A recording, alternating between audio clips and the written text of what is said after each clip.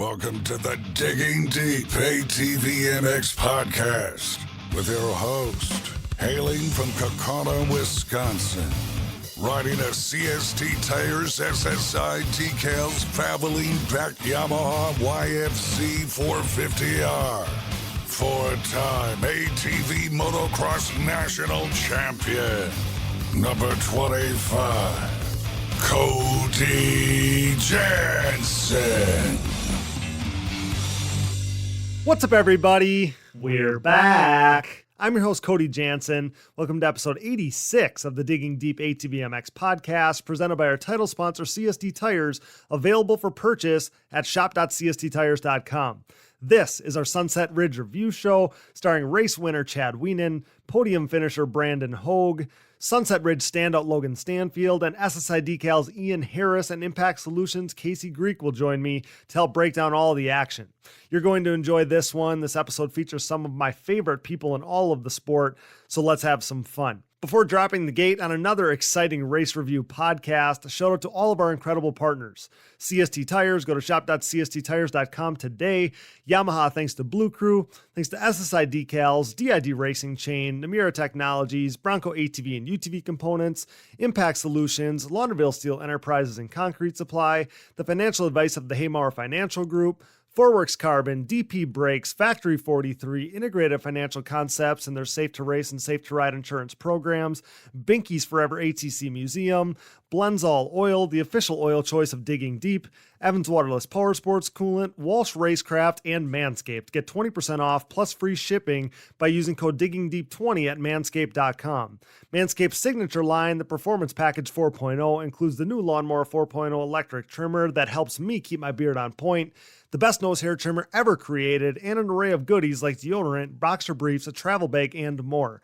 So check out Manscaped, I wish I would have sooner, and get 20% off with free shipping by using code DiggingDeep20 at manscaped.com. So rad that Manscaped is investing in ATV racing as a longtime partner of Digging Deep. Help us keep them in the fold and involved in ATV racing by using our Digging Deep 20 code so they know that you enjoy what we're doing here at Digging Deep and everything that we're about. Support all the great companies that support us, and for any products that fall through the cracks, click that Rocky Mountain ATVMC banner on our website to help us out. We're midway through this 2022 season, but we both know you still need parts and gear. No matter what off-road gear or parts you need, Rocky Mountain ATVMC has you covered. But before you buy, simply click that Rocky Mountain ATVMC banner on our website. By using our specific link, we get a percentage of what you buy on the back end, enabling you to help us out while purchasing the parts you need anyway. And did you know that you can buy OEM parts from Rocky Mountain ATVMC as well? Yep, I've been doing a lot of that on my Yamaha YFZ 450R build. Shipped conveniently right to your door, you can get those OEM parts from Rocky Mountain ATVMC. So click that Rocky Mountain ATVMC banner at diggingdeepatvmx.com to help us out while satisfying all your gear and parts needs. And you can do the same with our Amazon widget. So same concept, simply click that Amazon logo on our homepage, purchase whatever your heart desires, and that will help us out on the back end. Can't thank you enough for that. One special donor shout out this week. Huge thank you to Stefan Schenk for his support of our efforts. So great to chat with him, and I love nothing more than hearing listeners talk about how much they enjoy our show. So thanks so much to my boy Stefan Schenk. And if you are interested in donating and hearing your name on the show, you can find our Patreon or Buy Me a Coffee donation links on our website. Major thanks to all of you who have donated. You guys freaking rock. Now it's showtime. The 30-second board is up, it's sideways, and the gate is down. Time to dig deep. Let's go. All right, guys, Sunset Ridge is a favorite stop on the tour for so many of us, our trio tonight included.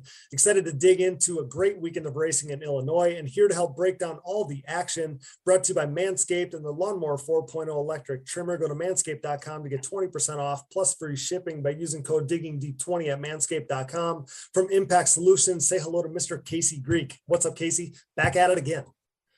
Yeah, hey Cody, glad to be here.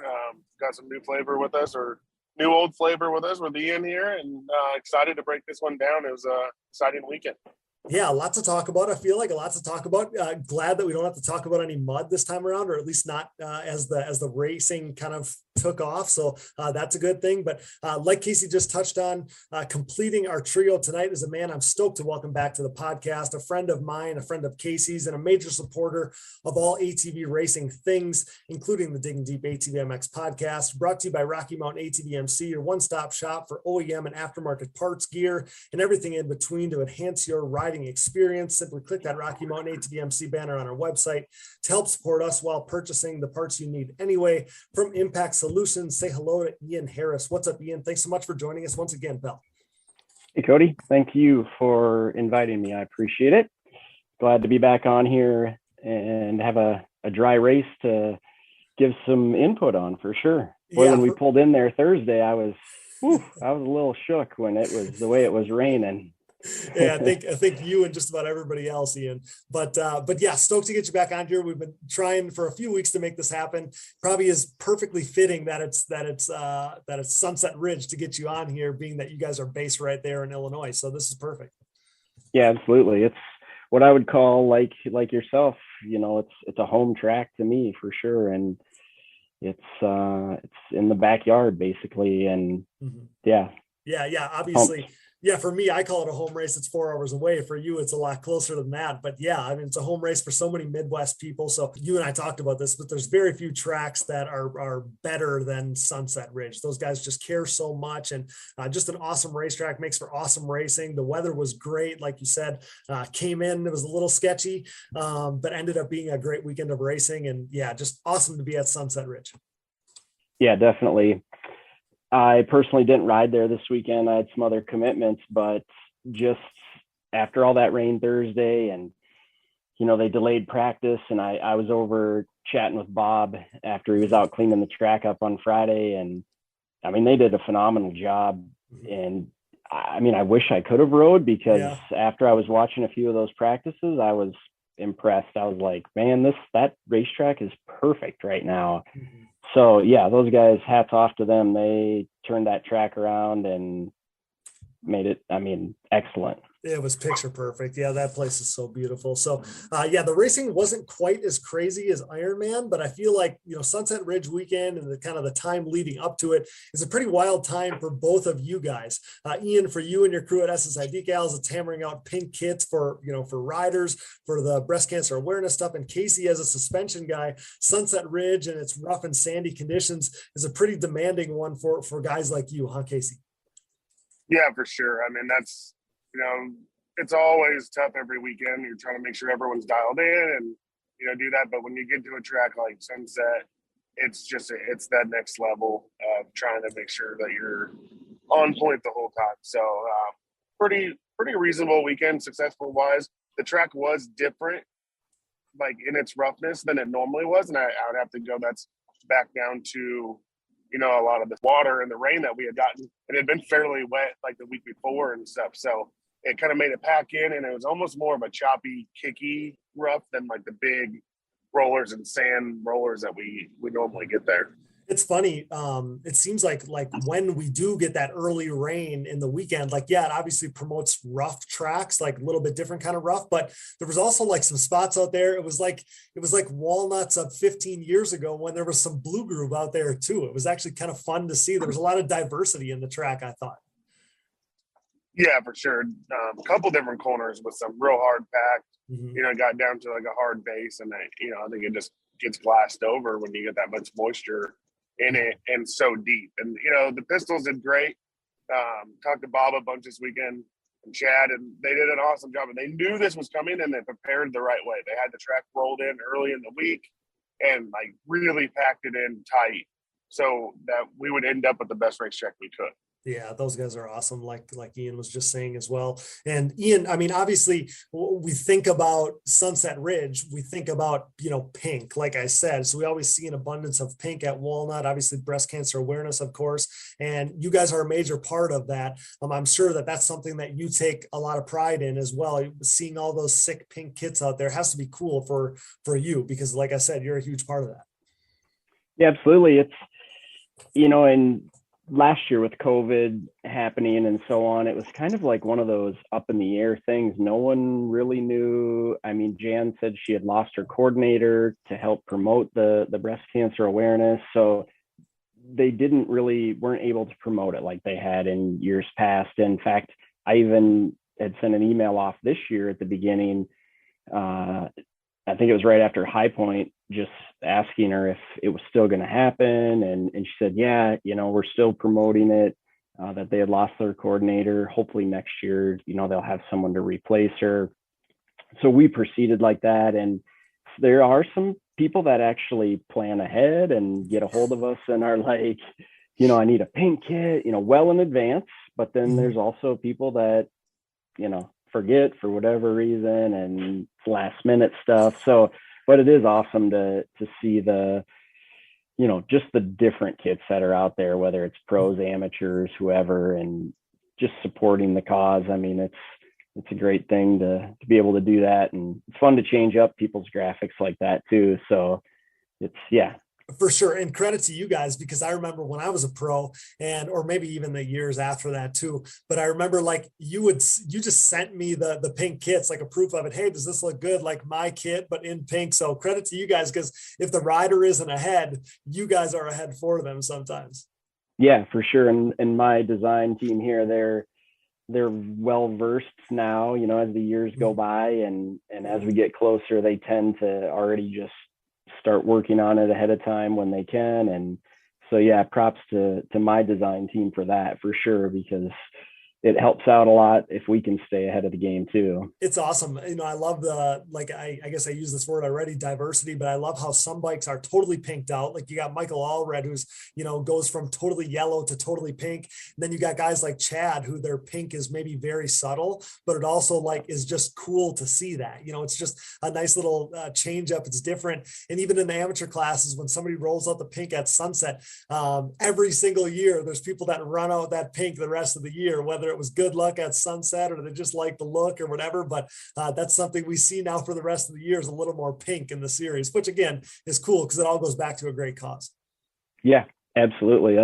I agree. I love seeing the from little accents to complete pink out, and you get some guys that even deck their gear out and, pink wheels and helmets, and I mean, the whole 9 yards. So it's cool to see how, to what extent people take it. Definitely. I love that too. Like I said, such a great cause. And speaking of great causes, let's get into our Impact Solutions Impact Moment, where we highlight something good and positive happening in ATV racing. Casey, what do you have for us this week for your Impact Solutions Impact Moment? I just wanted to touch on Abby Outley again. Seen some really cool videos. Her dad sent me some videos, and I seen that they were posted on Facebook and stuff, and of her walking. I mean, she's got a walker, but she's walking, and I just think it's huge. I mean, I think at some point there was some uncertainty of what direction that was going to go, and I think she's a rock star, and the hard work she's putting in already with physical therapy and stuff has already gotten her to this point. So just something that kind of touches home, Yeah, absolutely. I actually reached out to her dad yesterday because we're putting together a package to send down to her. But yeah, same thing. I used your word. I used Rockstar when I shared one of their posts in the last couple of days, because she's killing it. I don't know what percentage they said she had of, walking again or whatever it was. So don't quote me on that, but I knew it was slim, and she's already slaying it. I mean, like you said, she's got a walker, but she's using her legs. I mean, it's awesome to see. And it's just awesome. Like we talk about so many times, how the ATV racing community is a family, everybody banding together for her. And that's why I kind of wanted to do something a little special for her on behalf of Digging Deep, because I mean, we're all pulling for her, right? She's one of us, and we just want to see her get back out there and come away, stronger than she was when she started this thing. Like, again, like she embodies all the grit, determination, all that stuff that we talk about. And that's what makes her, somebody that we want to talk about on each one of these shows. Yeah, just so awesome. And, you got to see a lot of people kind of pull together. And we've seen it in the past with other riders too. And this one's just, I don't know. Maybe it's the older I get, the more kids I got. I don't know what it is, but it just hits home more and more when we see, gnarly injuries, even though we all know the risk that we take. So I'm just proud of her, and they're back down in Florida now, and I think that's going to be a lot more comfortable for mom and dad, and then having some people that can come and visit where they can get home and get things sorted at the house or whatever they got to do. So just good to see that the outcome of this is definitely going in the right direction. Absolutely. So it goes without saying that we're obviously pulling for Abby, hashtag Abby Strong. We're pulling for her. We're thinking about her. We're going to continue to do it. And I know that her dad kind of let her know that we're sending something down there. Otherwise, I was going to keep it a secret. But she'll have to, as she's listening now, she'll have to stay on the lookout for something special heading her way from Digging Deep. And then, so for my impact moment this week, I just wanted to take a second to touch on, we kind of already talked about Sunset. We talked about all the great stuff that, Bob and Jan, the Pistol family, their crew did to get that track to come around after, like Ian said, when you guys went in there, the track was, the facility, everything was saturated. So it wasn't looking ideal. Nobody's better than that crew down there. Bob, his crew, they're so great. They're the best when it comes to track prep and everything like that. But I kind of just wanted to take, a second, and I said this on the podium a few years ago, but those guys opened their home to us. Like that's their front yard. That's their yard. That's their facility that they, take so much pride in, and they let us come in there and tear it up. And, you guys got drug in there, right? You got towed into the track, at least if you were in the amateur pits. And, that's like, people think about their equipment, maybe not wanting to, have their equipment go through that, wear and tear or whatever, but you also have to think about like, that's Bob and Jan's yard, like that they're tearing up their property for us to be there. So really my impact moment this week is just, thanking those guys. I thanked Jan, I thanked Bob, but I want to thank them again in a public forum like this, because it's people like them that, give us such an awesome venue to race ATVs at. Is such a blessing. And maybe, other locations possibly would have canceled practice on Friday, and they made a valiant effort to give everybody a racetrack. And it was a great racetrack on top of that. So just wanted to take an opportunity to thank those guys for having us, and always so awesome to go to Sunset Ridge. So with that, so the other thing I want to touch on before we get into the racing this weekend. So before the racing even began, I know that the three of us already kind of knew about this, but it was officially announced that the Team USA ATV team will be making its return to the Quad Cross of Nations, and the three riders representing the United States and the Czech Republic this fall will be returning champions Chad Wienen and Joel Hetrick, and joining them will be 2021 third place finisher Bryce Ford, who's also third place as we speak right now. So stoked for these guys to be heading back to Europe. Thoughts on the squad trying to win Team USA's fourth title, Casey? Oh, it's awesome. I'm just excited to be going back, or sending the team over and stuff like that. It's good. I think it's good for the sport in general. There's a lot of hype that gets around it. There's a lot of people that show up to that race, and the team that we're sending, I believe in it. And the way it's picked is when they have to pick a team, it's the top three in points. And if one of those isn't an American, then they go to the fourth place. Or if one of those guys can't go, they go to fourth place, and so on down the list. So I'm excited for Bryce to get that experience. I think it's going to be good for him. He's a good pick for the job. He's been, relatively consistent all year. This last race was a bad race for him. He had a pretty good get off, but, and obviously Chad and Joel are just studs, and they go over there and perform so well. So I'm excited for it, and I can't wait. And I'm really pumped to have two guys on that team. It's awesome too. I think that we've seen, it's awesome that the team is going back there. I think that we have seen more international flair in our series. And I think that that's probably a byproduct of, going and doing the Quad Cross of Nations, right? Like we've had more Europeans come over here and race our series. We've always had, kind of the Central Americans or whatever, but more people coming from over there to our series. I think that that's a byproduct of us going to the Quad Cross of Nations. And I think that that's just going to grow as we go here. But I want to ask Ian, so how do you feel about this? I'm sure, you're a big part of this as well. And I got to believe that you're happy to see this happening, because I think it was maybe a little bit up in the air still. So just awesome that this all came together. Yeah, I'm super pumped about it. I had actually talked to Harv out at High Point about it, and just to ask him for an update and so on. And that's kind of what got the whole ball rolling, just to I think it got real serious from that race going forward. And in fact, I wasn't at the meeting at Ironman, but I know that they all grouped together and, put all their heads together to make it official, basically, that it was going to happen. And yeah, I'm super pumped about it. Internally here, I had my design team already, talking about it. And in fact, after they sent that press release out Friday, was it Thursday or Friday? I don't remember. Friday. Yeah. So then by Saturday morning, I had already had the first round of proofs for graphics from my team here. They had sent them to me. So I was able to push that out to everybody. It's just one of those things where everybody comes together and everyone gets excited about it. It's that whole international thing to be able to go back over there. It's exciting. It's so special. It's so special as a big major fan of the Supercross and motocross, major fan of obviously the motocross of nations for years and years and years.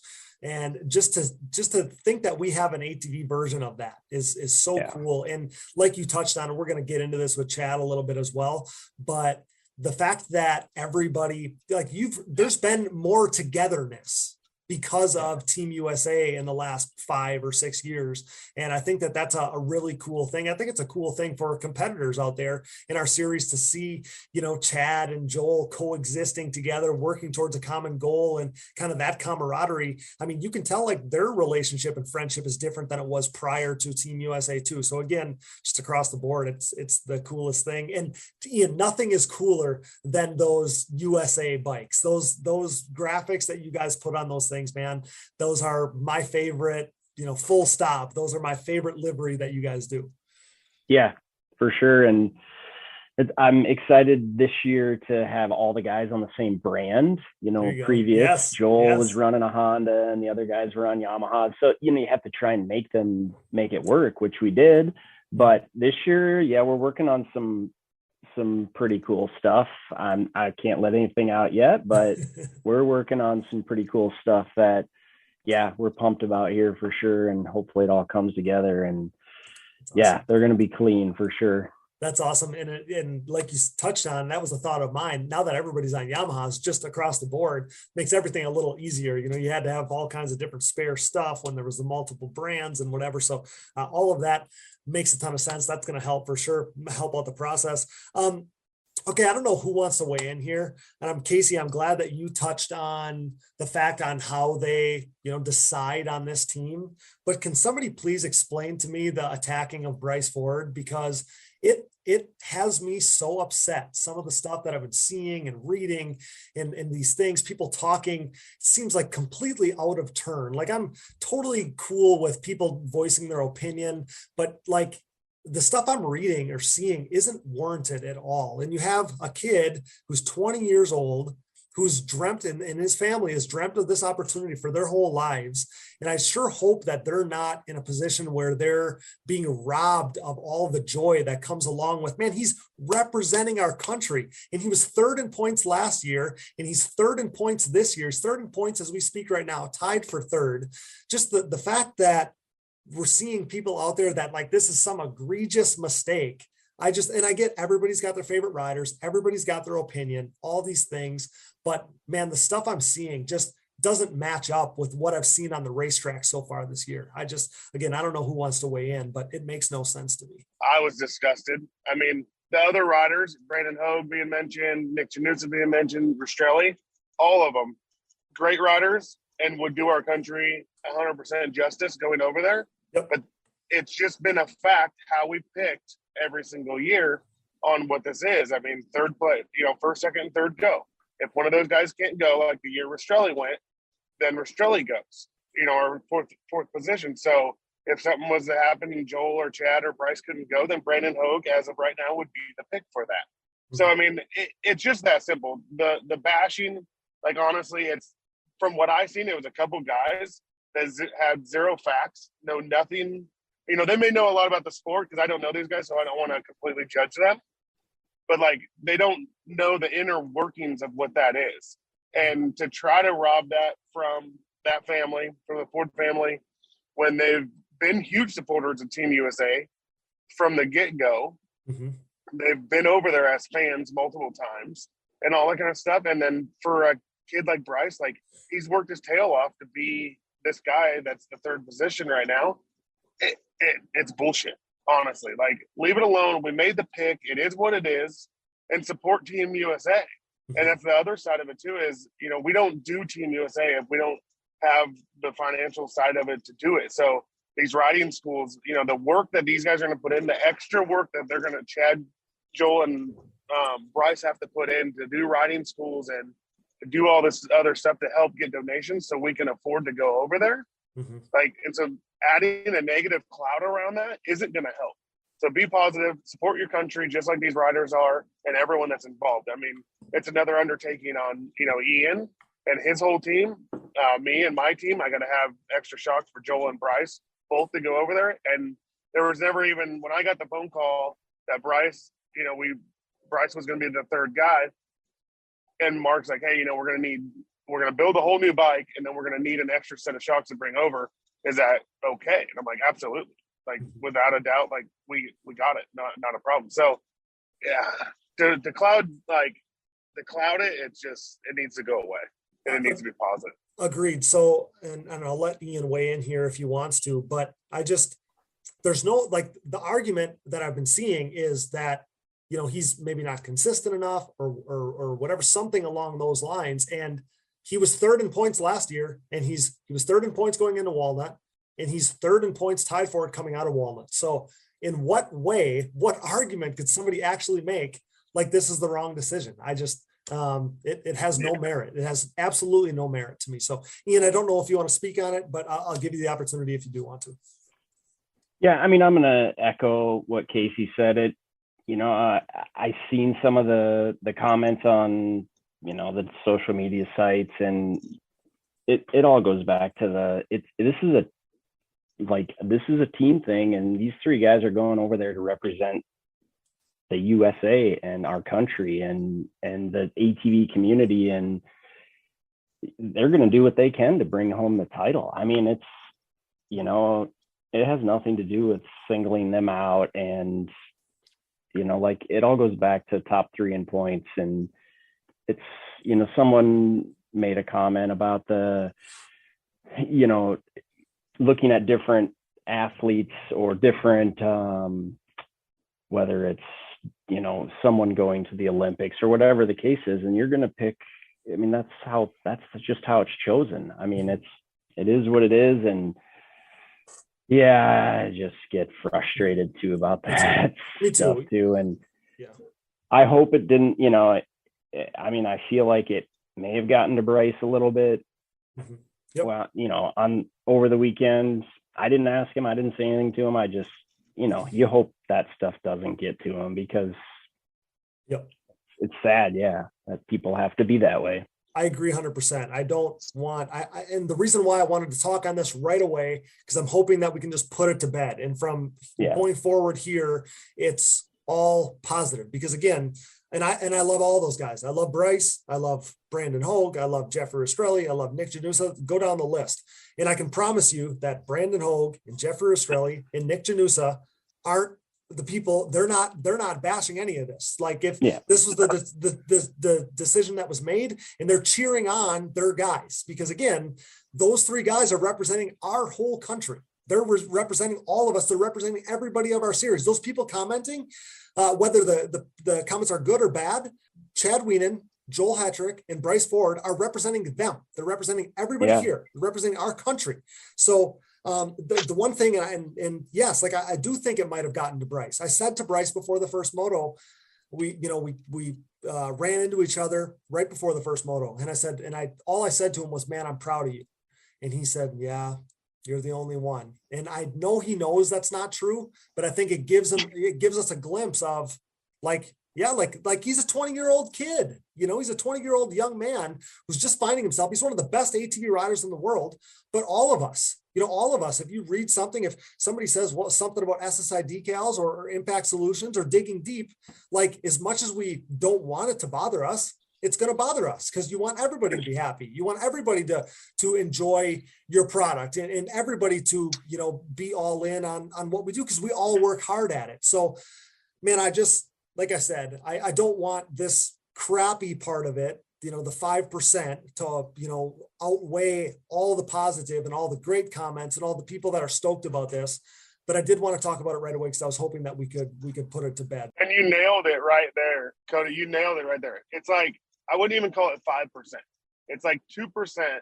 Yeah. And everyone else, if you look at all comments, there's just a couple dudes that said something, and then everything else is congratulations, awesome team.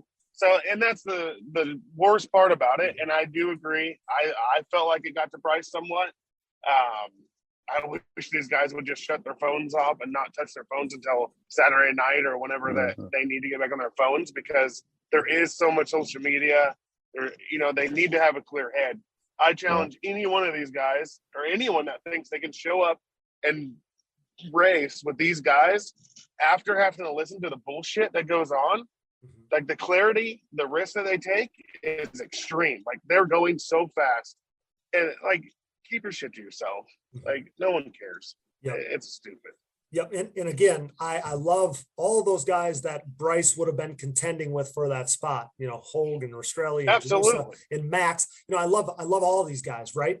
But I want Bryce to use this as fuel. I hope he does. And I know that he's done stuff like this in the past. In his amateur days, he used stuff like this as fuel. I know he can do it. So I hope that he's able to use this as fuel, not you know, against the other riders necessarily, but use all those comments and stuff, put them in the back of your mind. Don't read them anymore, but use it as fuel. Because if he goes out there and performs like he did last year down the stretch and earns that top 3 spot, nobody can say anything. So I have faith that he's going to do that. And I hope that that's what we see. So again, don't want to double down too much on that stuff, because I think we got a lot of great racing to talk about, a lot of good things to talk about. So let's get into that. So talking about the racing now, right from the start of the day, it was obvious to me that these top guys were bringing it at Sunset Ridge. It was a 3-way battle for the top spot, with Hetrick and Wienen being only separated by 0.02 of a second in time qualifying. Brandon Hoag's the clear-cut third guy. Who or what were you seeing in qualifying, Ian? I'll toss it to you. What did you take away from qualifying on Saturday? Yeah, I mean, even watching, like you said, Hoag and Rastrelli was right up there. In the first qualifier, even Max was putting down some good laps. I was, and Janusa was up there. I was impressed, definitely. I mean, I was sitting over on the end of the pro section, and it was real soft over. I was sitting on the one corner there where they were coming around, and it was real soft. They were coming out of that coming down off of that last tabletop type jump. And if you took the inside, it was a pretty good sized double leap, you know? Yeah. And there were definitely guys sending it over that thing. And then if you took the outside, providing you could land that tabletop well and take the outside, you could rail that thing and double that next one. Mm-hmm. And that was, I mean, in my opinion, the guys Joel was definitely laying down his fast laps, taking that outside. Mm-hmm. And it even dried up more for the second one. But funny story, I was watching the ride last night, and I heard Joel make a comment where Gloop cut it out right after he said it. He's like, said something about me sitting there, and Joel was worried about blowing the berm and taking me out. Yes, I saw that I too. chuckled to myself. Yeah, I was like, well, I literally was almost sitting. I mean, I didn't feel like I wasn't worried about those guys, you know, blowing the berm, but obviously I was sitting close enough that he noticed it and thought about it anyway. But yeah, I mean, those guys are going so fast no matter what, that, you know, I think that to myself all the time when I see them coming around there, that they're just riding on the brink of absolute destruction. You know, it's I mean, that's how they have to ride, but Yeah. it's crazy. Those top guys, man, they make it look so easy. And I think that's what I always take away from qualifying, is because you'll see them, riding by themselves, or, it's not a race scenario. So they're running just their ideal lines as fast as they can. And just, again, those top guys make it look so freaking easy. It's incredible. And you touched on that pro section. I thought that was cool. Anytime we see, two different, like, a section where it's got, one obstacle on one side and another on the other side, I think that makes always cool visual, possible, cool passing opportunity always there. So awesome to see that again. Sunset Ridge is just so awesome what they do for the quads. They can build an ATV track for sure. So Casey, what about you? What did you take from qualifying in the morning on Saturday? I think we saw the guys, like I said, it was fast paced right from the start. They come out that second qualifier, the pace got that much faster. So what did you take away from qualifying? Yeah, I mean, it was I was surprised that it got faster at the second qualifier. So did I. Yeah. The track was so rough already by the second qualifier, but maybe just some of the stickiness of it kind of went away from that morning prep, and the line started to dry out, and they could open up some of the lines and carry a little more momentum there. But, relatively kind of status quo. I mean, Brandon's been, clicking off some really good qualifying times, consistently throughout the year, really. Bryce was a tick off in the first qualifier. He got better in the second one. But I mean, on paper, it wasn't extreme. Rastrelli, Jeffrey's kind of not the same as always, because I've seen him qualify, second, third, and fourth. And his pace was good. I mean, their lap times were really close. And it just come down to, the thing that really got me was how close Chad and Joel were, and doing it in the second qualifier. I mean, it was insane, like the pace that the guys were going that already. And then it continued. I felt like it escalated all day. Agreed 100%. To have only 2 100ths between those top two guys. I mean, they were going back and forth. Hoag was fastest before that, and then you see those two guys up the pace a little bit. But and then so they were both in the 203s. Hoag was 204, and even talking with Brandon on Saturday, and we're going to have him coming up later on the show tonight. But you can tell he's starting to view himself as that's where he should be. He's starting to think of himself as, I should be up there pushing those guys. And we saw that, basically we saw it on all day on Saturday, no spoilers, but in qualifying, he was all alone in the 204s. Nick Janusa, awesome qualifying for him. He's kind of turning the page with this qualifying thing. 205, he was in the 205s, fourth fastest. And then Bryce was a 206. He was fifth fastest. So I thought, like Casey said, I thought that the top two being so close obviously bodes well going forward for the racing. So then Moto 1, Hetrick grabs the whole shot with Wienen in tow, and you could just sense right away that we were in for a knockdown, drag-out war, which is exactly what we would see. But this is always so awesome. It's always so awesome, I feel like, when we see those battles, because we've watched these two race for a decade or whatever it is now, even more than a decade, I guess. And the gnarly battles isn't something that we necessarily always see. Like, these two have been so close for so long. I feel like generally it comes down to the start, and then that kind of robs us of these battles. Do you look at it like that, Ian, at all? I mean, I feel like we see them race every weekend, but they don't necessarily take swings at each other every weekend. But we saw it on Saturday. Yeah, definitely. You could, like you said, you could tell when they both they came out of there that, I mean, Joel being out front, I could tell Chad was gonna put the pressure on and kicking it into overload and trying to get up there and make a move as fast as he could. Mm-hmm. I mean,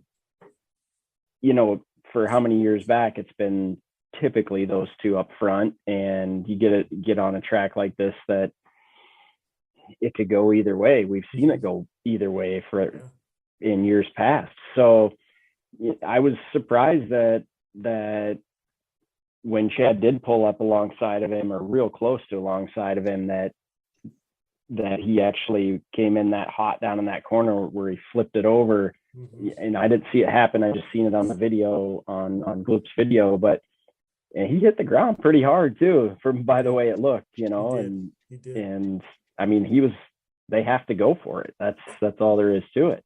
Absolutely. I mean, you could tell that those two are pushing the pace, right? Like you could tell, I mean, even me, I was sitting there watching and I'm like, man, like Joel looks like he's like right on the edge right now. You know, like you could tell he was wicking it up because he wasn't going to give it to Chad. But I'm like, man, like there was a couple times so we were standing on the amateur pit side because you can see so much of the track over there.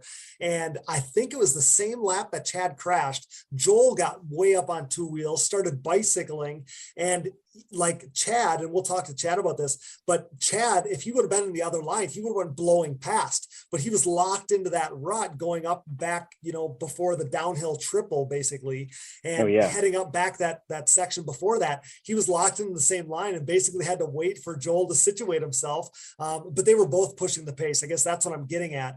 They were really both pushing the pace. And you could tell Chad, like that patented kind of push that Chad was going to put in there. You saw them. They were both pushing the pace. Wienen was shadowing Hetrick. And finally we see, that patented push. And, just as the pressure's mounting, down goes Chad Wienen. We can see it perfect from my section where we were watching where he flips it. He got the thing remounted quickly, thankfully for Chad. But it ended up being a kind of anticlimactic finish, Casey. We didn't, at least at the front of the pack it was, I'm thinking we're going to see them at least dice it up here at the end. And that never happened.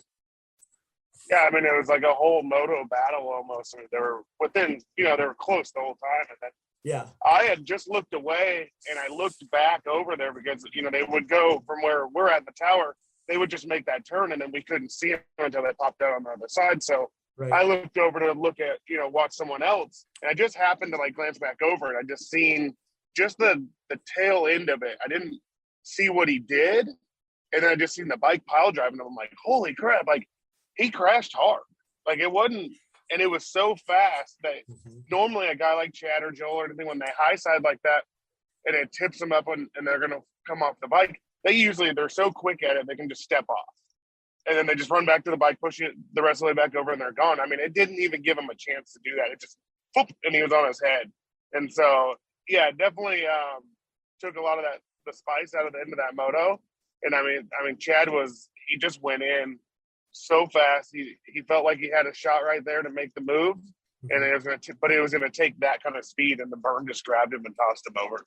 Yeah, it's one of those things where it's obviously so uncharacteristic. I mean, the guy makes literally no mistakes, virtually no mistakes. So it's like shock when I see Chad Wienen hit the ground. It's like shock. I've only felt this a few times over the years because he never crashes. But so that's what I was sitting there thinking. So I think Chad is ready. Let's do this. Let's get Chad in here to talk about his day, and then we'll pick back up with the rest of our Moto 1 analysis from Sunset Ridge. All right, guys, this next guest is coming off back-to-back wins, including an emotional one this past weekend at his home race at Sunset Ridge, brought to you by our friends at Yamaha and their Podium Proven Yfz 450R, the same Blue Crew machine that this man has piloted to back-to-back wins here in 2022, not to mention the record-tying 8 Pro Class titles that he has to his name. Check out Yamaha's full off-road lineup at YamahaOutdoors.com today and follow Yamaha Outdoors on social media. Welcome back your reigning, defending, undisputed, and 8-time ATV motocross national champion,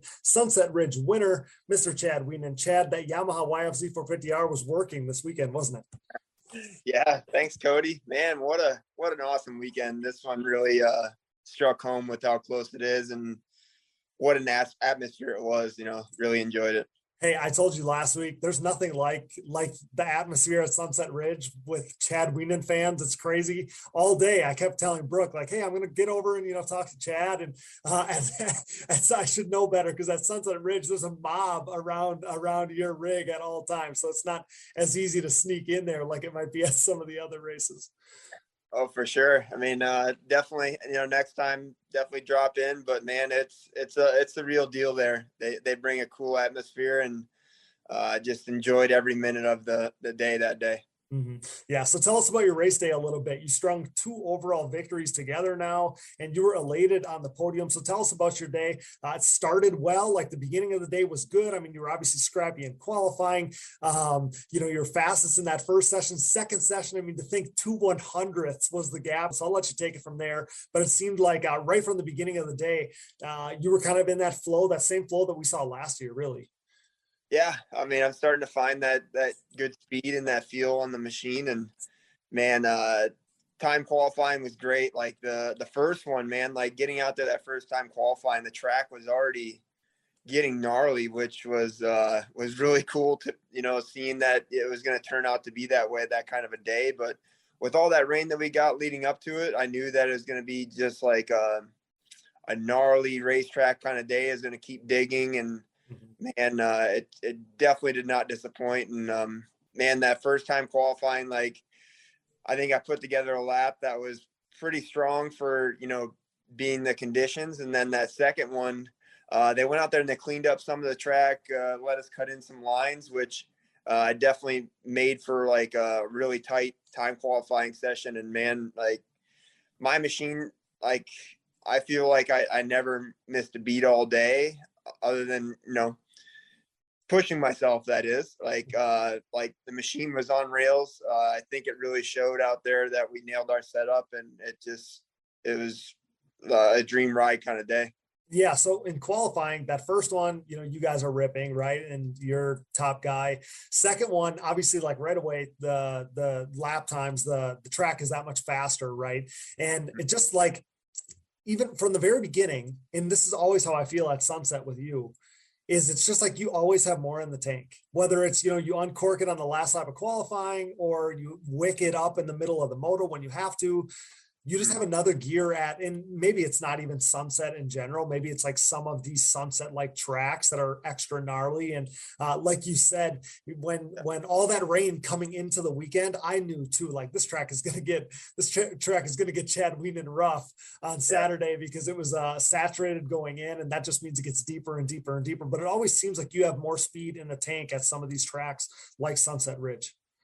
Yeah. I mean, it fits my style a lot, with it being deep and rough. And like, I feel like when the second moto came around, it started to dry out a lot. So I think it really played into being a really good racetrack at that point where like the first moto, like I would venture around some different lines and it would really slow down my momentum. Like it was too soft still and it wasn't ready to be, those lines weren't ready to be used. And like that second moto, once it dried out, like I was able to, move around and really find some different lines that really helped me flow around the track really well. It's cool too, like the way that some of the lines came together, like even like in front of what would be like the amateur side pits, like some of those inside outsides that Bob had down there. Like it was pretty cool because a lot of times with an ATV track, you don't see guys like you, the best of the best, searching for lines in the middle of the race. And the way that Sunset has come together recently,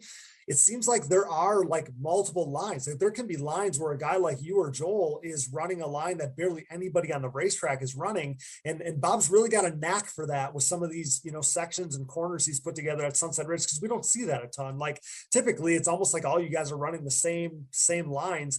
And it's cool how Sunset has come together where that's not necessarily the case.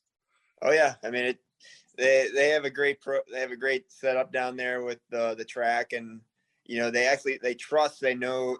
It's almost like they're gambling on what's going to happen, but they don't know exactly. But I mean, going from one moto to the other, the lines change from one moto to the other, so it's cool how a track can change like that, throughout the day, and it keeps everybody on their toes. You just can't keep pounding that same line the whole race and expect the same result. When it's time to move, it's time to move. So it's pretty cool how like the track can change like that there.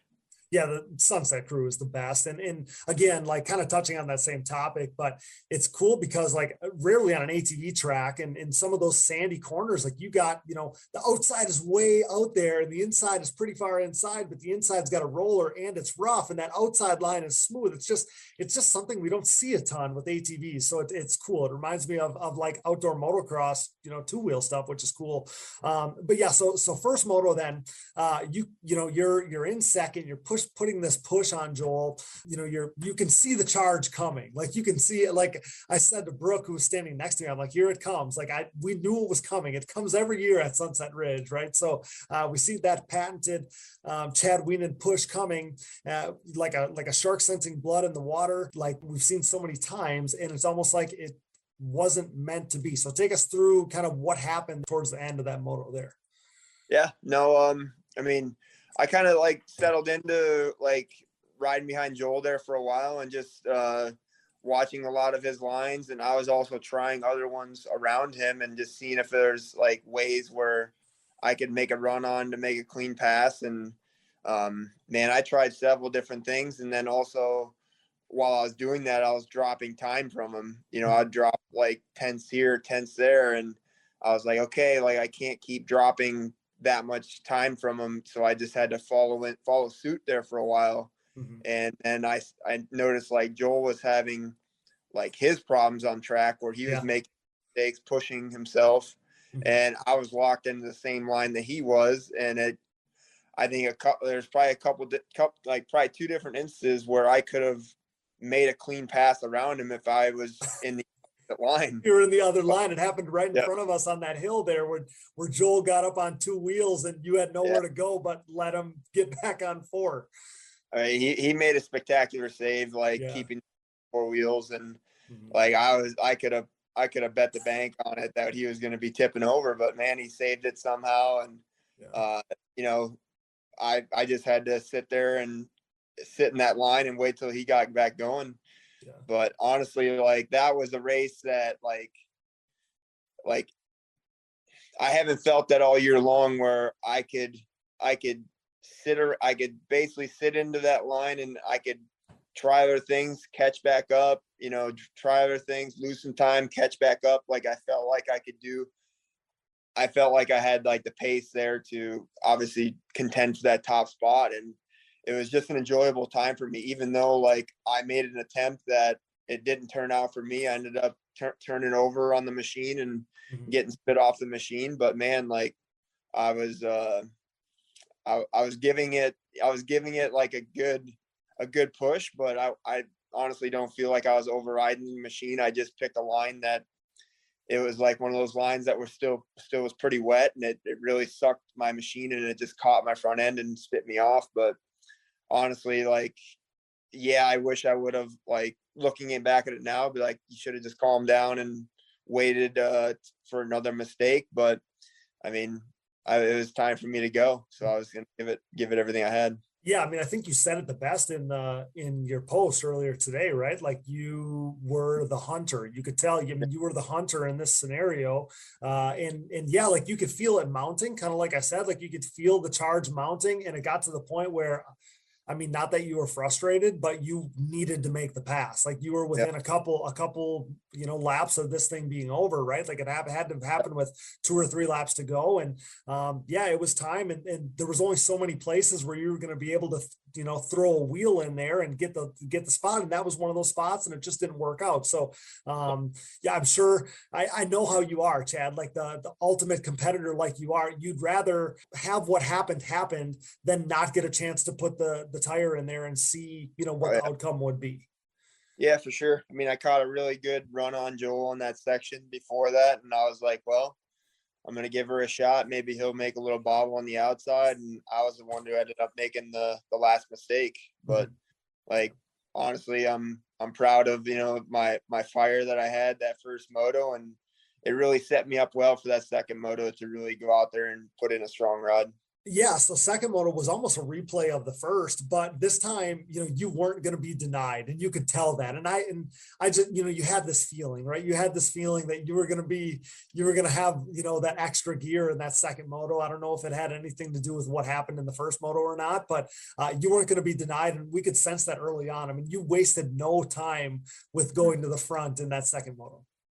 Yeah, I mean, like, I didn't nail my start very well. Like, it was like my first shift out of just leaving the gate. I just kind of didn't hit it very clean, and I got dropped a little bit and got squeezed out. But man, like, came out of that first turn and fourth, made a couple quick passes on Jeffrey and Brandon within that first lap, and I was on Joel already. And I was like, okay, like, I was going to try and push him along and like not allow him to get a ton of time on the track before he would settle into a line. And I was like, okay, I'm going to try to keep pushing these. I'm going to pick opposite lines of what he's doing and just see what I can do.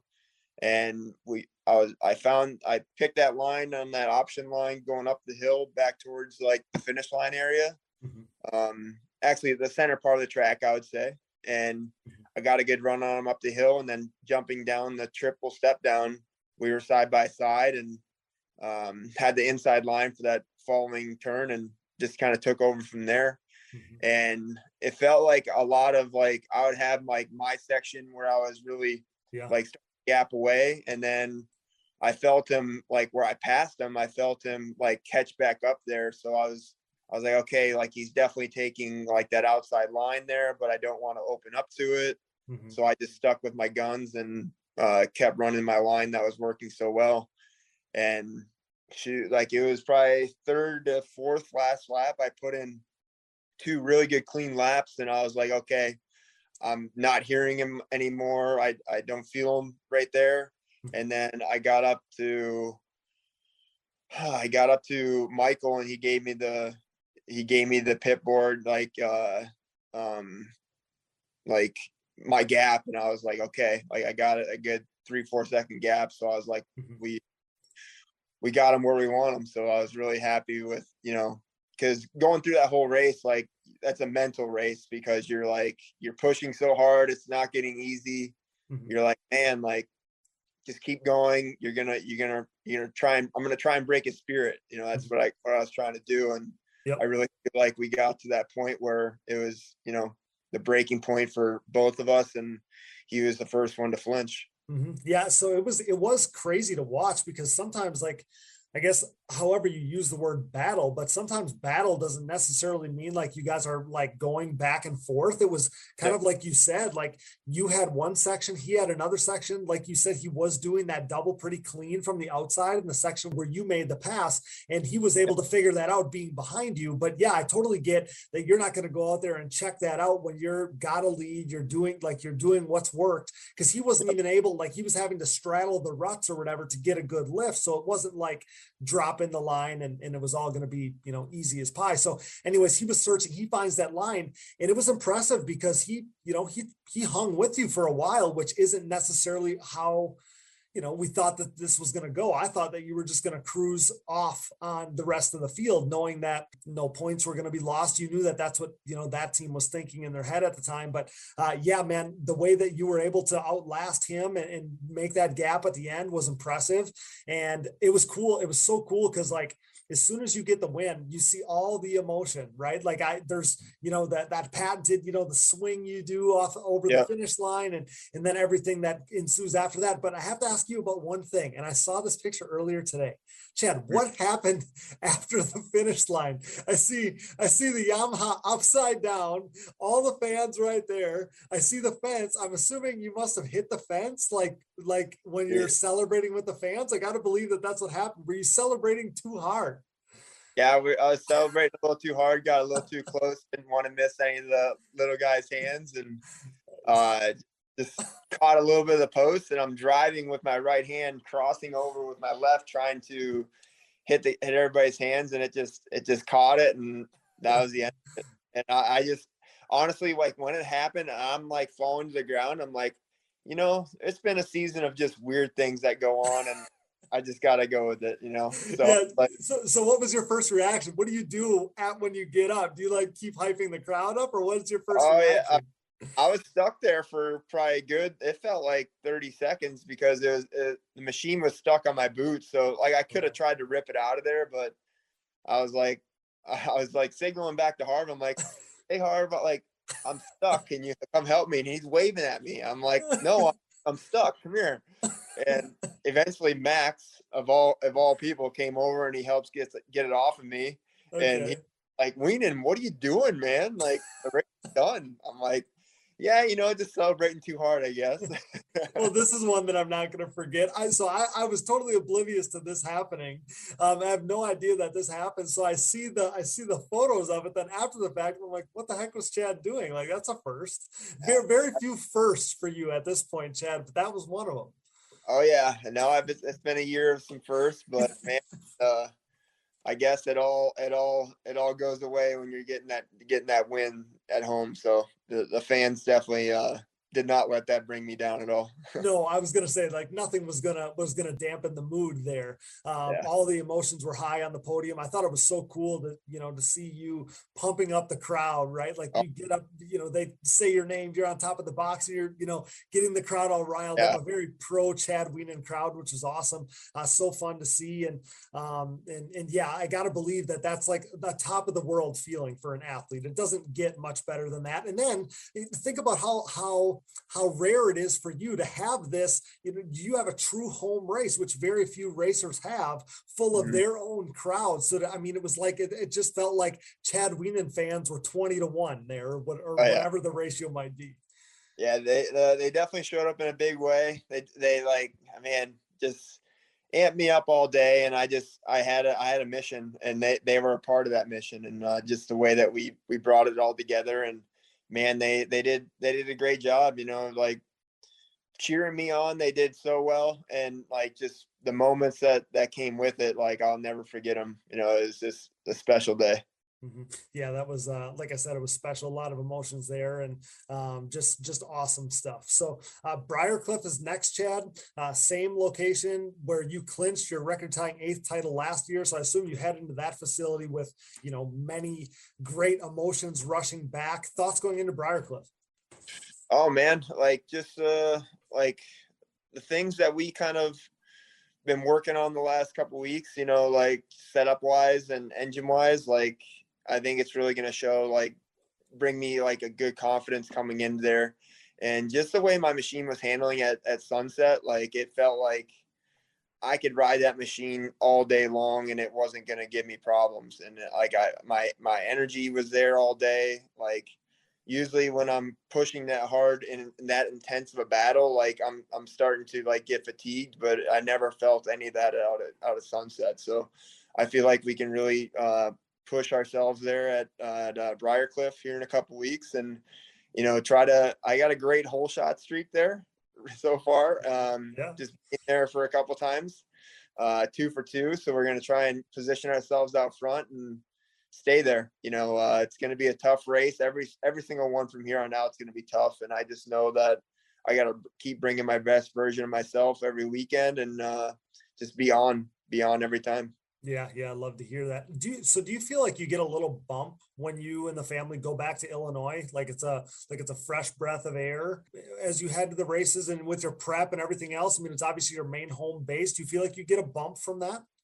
Oh yeah. I mean, I honestly think I do, just because like down in Florida, it's a commute every day for me to go ride. So maybe I don't get the best out of myself every time, or like getting back to my track, I'm able to really put myself to the trenches or what it is. But, I feel like I get a breath of fresh air when I get back here. I think it's my happy spot. So it's exactly what I need to bounce myself back into this championship. Yeah, that's awesome. I thought that might be the case. I want to touch on one last happy thing before we get out of here. So last week, the 2022 Team USA ATV team was announced for this year's Quad Cross of Nations. You guys will be heading to the Czech Republic on the weekend of September 24th and 25th to represent our great nation, where you're going to be seeking your 4th Quad Cross of Nations title as a team. You guys three-peated the event in 2017, 18, and 19. You have to be stoked, Chad, to head to Europe again in 2022. I know that these trips, these events, representing our country is something that you speak glowingly about every time we've talked about it. But that's got to be an honor. That's got to be a huge honor for you guys. And I'm glad to know that the team is going to go over and do that again. So just touch on that before we get out of here. Yeah, I mean, it's great. Like we're able to get ourselves back and ready to go for our 4th Nations appearance. And we got a really strong team, really happy with our team. And I think it's going to be a great experience. And, we got obviously we got a lot of work to do before we get to that point, but honestly, like very stoked. And we're going to be heading back over to Europe, and seeing like a lot of the racers that we haven't seen for a couple of years. And, I'm in touch with quite a few of them, so it's, I think they're all very excited to have us back. And, we're going to see what they've been able to improve on for the last couple of years. So I'm sure it's going to be tighter racing than ever. And, it's not going to be a cakewalk. So we just got to make sure we're preparing ourselves mentally and also like the logistics of getting our stuff there is different this year. So we got to start on it like right now, just getting ourselves prepared. So it's going to be a fun journey, and we're going to enjoy it, and we're going to bring the whole family over. So it's going to be we don't like to leave the family behind when we go, Yeah, that's going to be awesome. I think, thankfully it's not your first rodeo, right? Like, what you need to prep, a lot about the logistics, all these things. And then, as racers, for you and Joel, you guys have been staples of these Euro trips, obviously. And now here comes Bryce Ford. I know, he and his family have dreamt of this day and this opportunity for a long time. So I think that's pretty darn special. And I feel like, maybe for you, and I'm sure you don't need extra motivation, but I feel like watching somebody experience, that for the first time is probably a reminder to guys like you and Joel who have done this multiple times, what a special honor this is. Not that you need a reminder on how special this is, but to see somebody experience it for the first time and how big of a deal this is, I'm assuming that is a cool thing to see from your perspective as well.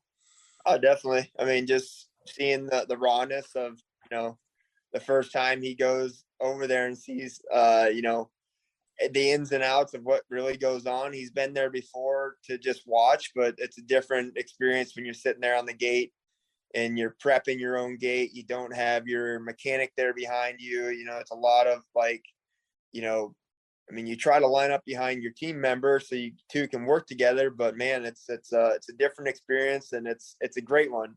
And I just hope everybody is able to stay safe and healthy, and we can go over there and go give our best to try and bring back a fourth. Yeah, absolutely. And on the heels of Memorial Day, I know that this is something that you and I have, talked about a little bit, but, representing the greatest, nation in the world, in our sports version of the Olympics, like there's simply nothing like that. And I know how much that means to you. So that's, again, like, I'm sure that you don't take any of these things for granted. To be nominated and to be able to do this again. It wasn't that many years ago that, the USA didn't do a quad cross of nations. Like we didn't do this. So it's got to be special for you too, to be in the era of, this kind of thing beginning and being a big, part of making this a tradition basically of Team USA going over there. That's got to be a big deal. Yeah. And, myself and Thomas Brown, we dreamt of being able to do this a long time ago, and it's been come true, and it's kind of like pinch me. This is my fourth time going, so obviously you don't know how many more times we got, but I'm gonna enjoy every one that I'm able to be a part of and give everything I got for my country, and I love the opportunity. Yeah, it's awesome. Proud, obviously, to have you representing our great nation, all of us here. And Chad, congrats on your fourth selection to Team USA. Congrats on back-to-back wins here in 2022. Your fourth consecutive Sunset Ridge victory, 62nd win of your career. You're on a roll, and we know that you want to continue as the hunter, not the hunted, at Briarcliff and beyond. So that'll be fun to watch. Yeah, no, I'm excited. Just getting that feeling of just being that guy is always good, because don't know if it's ever going to come back again. So it's like one of those things that you just want to hold on to as long as you can and try to keep being the alpha male out there. But honestly, each one's going to be its own fight. So we're going to keep battling and having fun. And going back to the nations thing, like it brings us together because you could be Team Joel, you could be Team Chad, and then we go to the nations, you're Team USA. It's really cool experience, and it brings our whole community together, and that's an awesome part of that. Well, and just to see you two as racers, obviously you're the most competitive dudes there. But even you guys want to run through a brick wall to beat each other. There's nothing you want to do more than beat the other person. At the same time, I think that you're not that there was any lack of respect, but I feel like the respect and understanding of each other and all of like that bond that you get, right? Like how many times in sports do you see how the bitterest of rivals end up being friends in the end, maybe after they're, done being competitors, because they can understand each other. What Joel goes through, and Joel knows what you go through more than anything. So where I'm going with all of this is when Team USA started, you could tell just the different relationship or friendship, however you want to call it, that you and Joel developed. And I think that that's a special thing. And I think it's a special thing for everybody to see that it's just one big togetherness. Like it's just a representation of American ATV motocross. It's just one big family. And that's what Team USA represents. Oh yeah. Hit the nail on the head right there. Awesome. Well, Chad, I won't keep you any longer. Obviously, congrats on everything. Team USA, Sunset Ridge, everything going forward. You got the momentum right now. Like you said, it's going to be a different fight each time out, but you got the momentum right now. So congrats on that. Congrats on everything. And I appreciate you being here to talk about it. Yeah, man. Cody, thanks a lot for having me. And we'll be talking soon. We're wishing you the best of luck, pal. Thanks so much for joining us. And we'll see you soon. All right. Yeah, man. Later on. That's Chad Wienen, brought to you by Yamaha and their Podium Proven Yfz 450R right here on the Digging Deep ATVMX podcast. Thanks, Chad. Later. We'll get right back to the show, but now a word from our sponsors. And thank you for listening to these ads. Without these great companies, none of this would be possible. Show your support for the people who support us. We used to speak of a CST takeover, but now 2022 is the year of CST supremacy. CST's Pulse MXR tires are the choice of Joel Hetrick, Jeffrey Rastrelli, and Nick Janusa, meaning CST tire riders are in contention for pro class wins and a possible podium sweep every time they hit the racetrack. CST tires are also the official tire choice of the Digging Deep ATVMX podcast, but you already knew that. I, your host Cody Jansen, helped pioneer the CST takeover with Pulse MXR fronts and white label soft compound rears on my way to back-to-back national championships and a pro sport podium to cap off the 2021 season. The Pulse MXR tire, available in soft and standard compounds, offer the highest level of traction, most predictable cornering, and superior wear characteristics when compared to the competition. Did I mention they offer contingency payouts as well? Visit shop.CST Tires to join the CST takeover today or prepare to be beat by someone who did. Joel Hetrick, Jeffrey Rastrelli, Nick Janusa, myself, and so many more believe and trust in CST Tires. Do you? You already know we're Team Blue Crew now more than ever here at the Digging Deep ATVMX podcast. And whether it's 8-time and reigning ATVMX Pro Class National Champion Chad Wienen, who with his next championship will become the winningest champion in ATV motocross history, or 7-time and current XC1 Pro ATV GNCC National Champion Walker Fowler, who is now tied for second all-time in titles won, it's clear the Podium Proven Yamaha YFZ 450R is the winning choice of sport ATVs. This continued and unprecedented success for the Yamaha YFZ 450R, its unrivaled quality and performance, and the undisputable fact that Yamaha is the leading OEM supporter of ATV racing has resulted in an ever-growing Yamaha takeover within the sport quad market. Best yet, Yamaha's Blue Crew Racer Support Program is back and stronger than ever here in 2022, meaning Yamaha riders will once again cash in on payouts and prize opportunities, including a chance to win a brand new YFZ 450R. For more info, head over to YamahaBlueCrew.com, follow them at Yamaha Outdoors on social media, and check out Yamaha's full proven off-road lineup at YamahaOutdoors.com today. SSI Decals is a name synonymous with ATV racing, synonymous with big-time success, and absolutely synonymous with the best-looking decals around. An offshoot of their parent company that was established in 1947, SSI first took shape from owner Ian Harris's passion for ATVs. With what started as just making numbers and decals for riders like Chad Wienen, the company quickly took off, and today you couldn't imagine ATV motocross without SSI decals. The graphics maker and designer now supports all the top teams in ATV motocross, as well as teams and riders racing GNCC, Work Series, Pro Motocross and Supercross, Canadian Pro Motocross, short course off-road trucks, UTVs, snowcross, and, oh yeah, 6-time world champion top fuel drag racer Clay Milliken. No project is too big or too small for SSI decals, making your identity stick with championship level graphics. Head over to SSIDecals.com today and then maybe call the doctor because things are about to get sick.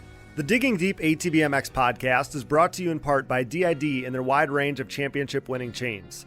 From the street to the track and everywhere in between, DID chains are designed to give you the optimal riding experience with great performance and increased chain life. Consistent to the core, pick up your box of reliability today. DID, what drives you? We are proud to be partnered with Numira Technologies. Since 2001, Numira has led the charge in the ATV and side-by-side market. covering more applications than anyone else in the industry. Namura's advanced piston technology uses a NASA-exclusive aluminum alloy that helps to reduce expansion rates, allows for tighter tolerances, and leads to higher overall engine performance for your machine. For more information about Namura's wide offerings of pistons, rings, gaskets, industry-leading top-end repair kits, and recently added connecting rods, visit your local dealer or online at www.namura.com. Namura Technologies, your one-stop shop engine component supplier. We are pleased to be partnered with Bronco ATV and UTV Components.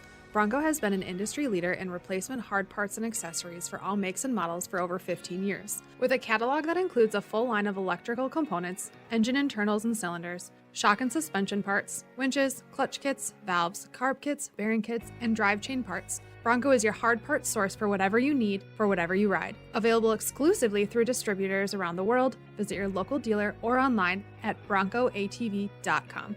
Forworks Carbon's innovative lightweight products include top-notch seat covers, carbon fiber and plastic hoods, gas tank covers, exhaust shields, shock guards, and much more. Whether you have an ATV, UTV, or snowmobile, Forworks has the goodies that will improve your ride and make you salivate. We trust Forworks for increased function and a sexier look, and you should too. Forworks Carbon, always working hard to bring high-quality and innovative parts to the market. Check them out today at fwcarbon.com. All right, back here with Ian Harris and Casey Greek talking Sunset Ridge Moto 1 on the Digging Deep ATVMX podcast. You just heard from Chad Wienen there. Great stuff. And we'll get into more of some of the things that he talked about here as we go. But Joel Hetcher grabs the Moto 1 win after Chad Wienen suffers that crash trying to stick the pass there in Moto 1. Brandon Hoag also coming up later on the show. He rode all alone in third basically in this one for the entirety of the first Moto. He was fire in qualifying. That momentum kind of carried over into the Motos. Pretty impressive. Wouldn't you say, Ian? You kind of touched on him in qualifying, but man, he looked like he clearly had another gear from those guys that he's typically battling with. He was, like I said, all alone in third on this day. Yeah, absolutely. He rode a great race, both motos for that matter. But, you know, even in that first moto, he just kind of sat there all alone in third, like rode his own pace and even look at his lap times. I was, you know, looking at him earlier today, and I mean, they were just consistent across the board. He, you know, did what he had to do. He knew where those guys were at out front, and I'm sure he knew, you know, who was behind him. I think, you know, between Jeffrey and Bryce and Janusa, who were all three back there battling at one point. I mean, he knew that they weren't super close to him, and he knew where they were at. So, I mean, yeah, I mean, I even thought that when I was watching the race, like, he's just being consistent and riding his own race and knew what he had to do, you know? And just to be so in control, you know, he was just in control of that position all day. And I think that's why he was so proud of that. That's what we heard on the podium. Like I said, we got him coming up later on the show, but he was so proud just to be that guy. He never got sketchy. He had that position kind of all day long. And, you know, we've talked about on how many shows about, you know, the lack of Thomas Brown and seeing somebody step up for it. And at least for the last 2 weeks, you know, Brandon's been that guy. So it's awesome. I mean, and I know you guys both play ATV fantasy with us, but that's how I end up evaluating these guys. I don't know if it's right or wrong, but, you know, you think about Hoag and you think about Ford and you think about, you know, Max and you think about Janusa, and it's like those are the guys the groupings I guess I think about, and, you know, Brandon maybe starting to break out from that grouping. So just awesome to see there. So he finished third. He was strong third in that moto. So fourth and fifth in that opening moto was Jeffrey Rastrelli and Max Lindquist for most of the moto anyway. I was impressed with the way that Jeffrey held off Max. He held him at bay for literally 9 pressure packed laps. I'm sure, Casey, you were monitoring that with working with Jeffrey. And then Max ended up endoing on the final lap, and he would end up 7th then after that. But I was impressed with Jeffrey, Casey. I don't want to lose that in this whole talk here, because to keep a rider like Max Lindquist, who we know thrives in those conditions, at bay for all of that time, holding off that pressure, that takes a lot out of a rider. And I was impressed by Jeffrey in that sense. Yeah, Jeffrey rode awesome. Max rode really good too. I mean, both of those guys, they were tooth and nail there until Max, he just caught the edge of the windrow, where the tractor cuts into the track there, and it just spit him. All I caught of his was kind of the same thing with Chad's. Just his feet were in there pretty much. I was like, whoa, what happened? had no idea. And then he was gone, and the flaggers didn't see him because it was kind of a blind spot there from the corner. And I seen it. So I'm like yelling at the officials, like, hey, someone's down. And it took him a second. I never seen him pop back up. And then he come around, and it was all good. He wasn't in the track. He was actually off the track anyway, so it wouldn't matter. But yeah, Australia, I mean, I think the thing that we're seeing with Australia right now is he's putting in a lot of work. He's riding a bunch, and he's doing a lot of off-bike training. He looks different. We've talked about it 100 times. And he's in a good place, and he's riding well. I mean, there's nothing he can't, hold his head low on the day at all. I thought he had a solid day. Yeah, I mean, starts are good. He doesn't fade. Like, that's why I was kind of touching on that he wasn't going to let Max get by. And again, that's a very hard thing to do when you're, getting pressured by somebody. To hold him off for basically the entire race is pretty impressive. So Bryce Ford, he ends up inheriting 5th then on the last lap when Max goes down, but it was a hard fought 5th for Bryce there. He battled back from outside the top 10 to grab that top 5 spot. He had basically had to battle through a gnarly pack of guys that were duking it out in the middle of this race. I'm sure, Ian, you were kind of monitoring him, but I don't know. I came away from that first moto impressed with Bryce because he had to battle through basically every gnarly guy in the class. He had to get through them to get to the top 5. Yeah, what did he come out 9th or 10th off the start? And he made some quick moves, fairly quickly within the first handful of 3, 4, 5 laps, I think, and I could tell it wasn't an easy feat for sure. I mean, he was moving right along and able to get past those guys, but it wasn't easy. You could tell it was, those guys aren't going to just give spots up for sure. You got to work for it and make it happen if you're going to do it. Exactly. I mean, when you're talking about Wesley Wolf and guys like that, guys like, that they're not going to give it to you. And he had to go through those guys. I posted that they were duking it out for 6th or whatever it was at the time. And Bryce ends up kind of breaking through that log jam. And during the play-by-play, as I was kind of touching on that as well, during the play-by-play on the Digging Deep page, I posted how Bryce was, bringing Janusa with him. Janusa actually kind of put a toe strap on Bryce and followed him through. So hard fought race for him as well, because he was able to come through in 6th there, and that would set him up well for Moto2 in the overall. And we touched on Max falling to 7th out of 5th on that last lap little crash that he had. And the last guy I want to shout out here, tying up the first moto, is Logan Stanfield. Really impressive. He was 8th in this one. He rode all by himself, basically, almost seemingly all day. He was all alone, but he was super impressive because, again, talking about fantasy stuff, but he checked out on the guys that he's typically battling against. He put guys even like Wesley Wolf, guys that are sometimes ahead of him, behind him, and then, put a gap on them. So impressive ride for Logan Stanfield there. We'll touch on him more as we go here. So let's move on to Moto2 then. I don't know about you guys, but I would have bet my life that Chad Wienen was going to win this moto. I don't know what it was. I don't know if it was the crash or whatever, but my gut feeling was Chad Wienen's going to win this moto. And so Hoag grips the whole shot. He's obviously had his starts dialed in. That's awesome to see for him. It's putting him in great position. We'll chat with him right here in a bit, but Joel Hetrick and Chad Wienen quickly grab the top 2 spots. So they make a move there on the first lap, and you can instantly see that Chad is not messing around, Ian. I'm sure you were able to see there, but he had a totally different intensity in this one. Yeah, for sure. You could tell he came out with some fire and he, made a move early on in the moto and made it stick. I just knew that, he's going to put his head down once he gets around him, and either guy would do that, of course, but they're going to put in some, sprint some fast laps as fast as they can and try to gain at least a little edge on him for sure. And yeah, being his home track, he's gonna come out firing for sure. And, after the moto, talking to Joel, I guess he said he was even hearing some funky noises coming from his bike and towards the end. And I'm sure he wasn't going to risk anything, which he knows what he needs to do. He's not, these guys are well-seasoned veterans to know that, it's not worth blowing the bike up and risking all that for sure. Yeah, I mean, we talked so much going into the race that, this was a big one because it was going to be an opportunity for Chad to go 1-1, something that he really probably needed. But Joel comes away with that first moto, and then kind of the pressure is off Joel. He doesn't have to push it totally to the limit, and he's still going to finish second most likely. And I think that those things probably went through his mind there if he was hearing some sounds and stuff going on in that moto there. But so Chad wasn't going to be denied. You could see the intensity in him. He forced his way into the lead, but from that moment on, we saw really impressive riding from Joel. Like he wasn't, before, we ultimately know that he heard some noises or saw some smoke or whatever it was. But he wasn't going to let Chad have this one. He really, really pushed it. And I was impressed by that, Casey. I'm sure you were impressed by your rider in that sense, man. He started to give Chad all he could handle, it seemed like.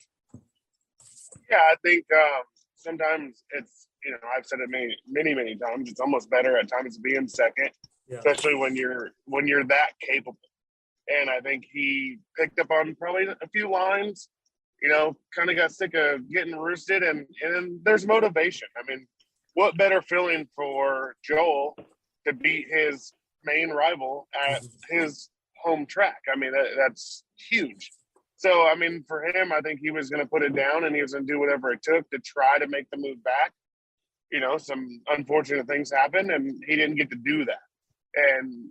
Or to even really get to make the attempt to put it in. Like, I talked to him yesterday, and I'm like, did you have a spot that you thought maybe you could really do it? He said, well, there's a couple spots, but I was going to have to get really close before I could do it. And every time I'd get really close there with him, like, he would step it up. And so then I'd take another lap to figure out how much more I had to step it up to get myself in position. And then, I started hearing some things, and it was just better. It was a no points lost day, and better just to back that thing off, make sure we made it to the finish line, whether, it was making noises or not. I mean, I know Joel well enough, like it was making some noises. So he backed her down. And that was really, the smartest thing he could do for the championship, and leave there basically like we never showed up. Mm-hmm. Yeah, I mean, there's only points gap wise. Yeah, there's only 10 races. So when there's only 10 races and you lose a round, where you tie, or a round goes by and you tie in points, none are lost, none are gained, and you have a 26-point lead. And it's your counterpart's, home track. Like that's kind of a win, especially that's a huge win. Exactly. So he wasn't going to risk it. So I think that was obvious there. So Chad Wienen goes on to win this one. He grabs the Moto2 win and the overall victory. Joel Hetrick goes 1-2 for second. And like I said, a win of sorts on Chad's home track. And 3-3 on the day was Brandon Hoag, all alone in the second moto. Super impressive performance. Let's get Brandon in here to chat about his best weekend, best day of the season so far. Back-to-back podium finishes for him. So let's get him in here to talk about it. All right, guys, joining us tonight is another rider who has been on an absolute tear of late, brought to you by Blunzall, the oil choice of the Digging Deep ATVMX podcast. To learn more about Blunzall's rich history or to shop Blunzall's full line of racing lubricants, visit blunzall.com and follow them at Blunzall on Instagram. Coming off back-to-back podium finishes, say hello to Mr. Brandon Hoag. What's up, mate? Welcome back to the show, and congrats on a couple killer weekends for you. What's up, mate? Thanks. Yeah, I really like the way that sounds now. Back-to-back podium sounds pretty sick. Dude, you've been on a tear. Maybe I should call you Thomas Brown like Michael Bird did on the podium there, because, man, you were top 3 all day at Sunset Ridge from qualifying to the motos. It was like never in doubt, plus that whole shot award. That had to be, at least from my perspective, one of the best days you've ever had as a pro. Yeah, I think it might be the best, to be honest, just because I definitely felt like I was, I don't know, closer to that level that Joel and Chad were at. Mm-hmm. I qualified pretty dang good, and I just felt confident in myself compared to like the rest of the field. Other than Joel and Chad, obviously, but yeah, I really wanted to try to mix it up with them guys in the races, but man, the first couple laps in the motos, they were really getting after it, and I tried my best, but I realized it helped me open a gap to 4th place, and then at that point I'm like, man, third is where I'm at today. So yeah, it just felt awesome for sure. Like this is the first kind of race for me where I definitely did feel like I was, on a little bit higher level than normal. Mm-hmm. Yeah, I'm assuming it's a balancing act a little bit, because at some point you realize like, hey, I don't want to push it so much, trying to hang with those guys, that I'm going to jeopardize like this very, I don't want to say comfortable, but pretty comfortable third that I'm sitting in. And like you said, man, like your speed was incredible. Like, you were mixing it up with those guys in qualifying. You were top qualifier at one point. You end up being third and kind of being all by yourself, right? So, and then that kind of is what happened in the motos, like you said too. You latched onto those guys a little bit, and it was like you almost ended up in no man's land. You were kind of all alone in the motos, and that's what stood out to me. That's why it reminded some of us of Thomas Brown, I think, because you had, at least at this race, you had graduated, kind of above of or ahead of the guys that you typically are locked in a crazy battle with. Yeah, it was definitely like new to me. I mean, a lot of times if you're in the motos, like you'll look at the guys behind you or try to like eyeball where everyone is. And it was the first time where I actually could just comfortably open up a gap and then just maintain it. Like, dude, it was insane. It was like, I wouldn't say it was easy by any means, but my bike just worked really good. And it just honestly did feel pretty dang, like in control for sure. You know what I mean? But, yeah, it was just a lot to do with my machine working good. Like I said, usually Sunset gets pretty beat, as you know, but yeah, my bike was freaking just on rails.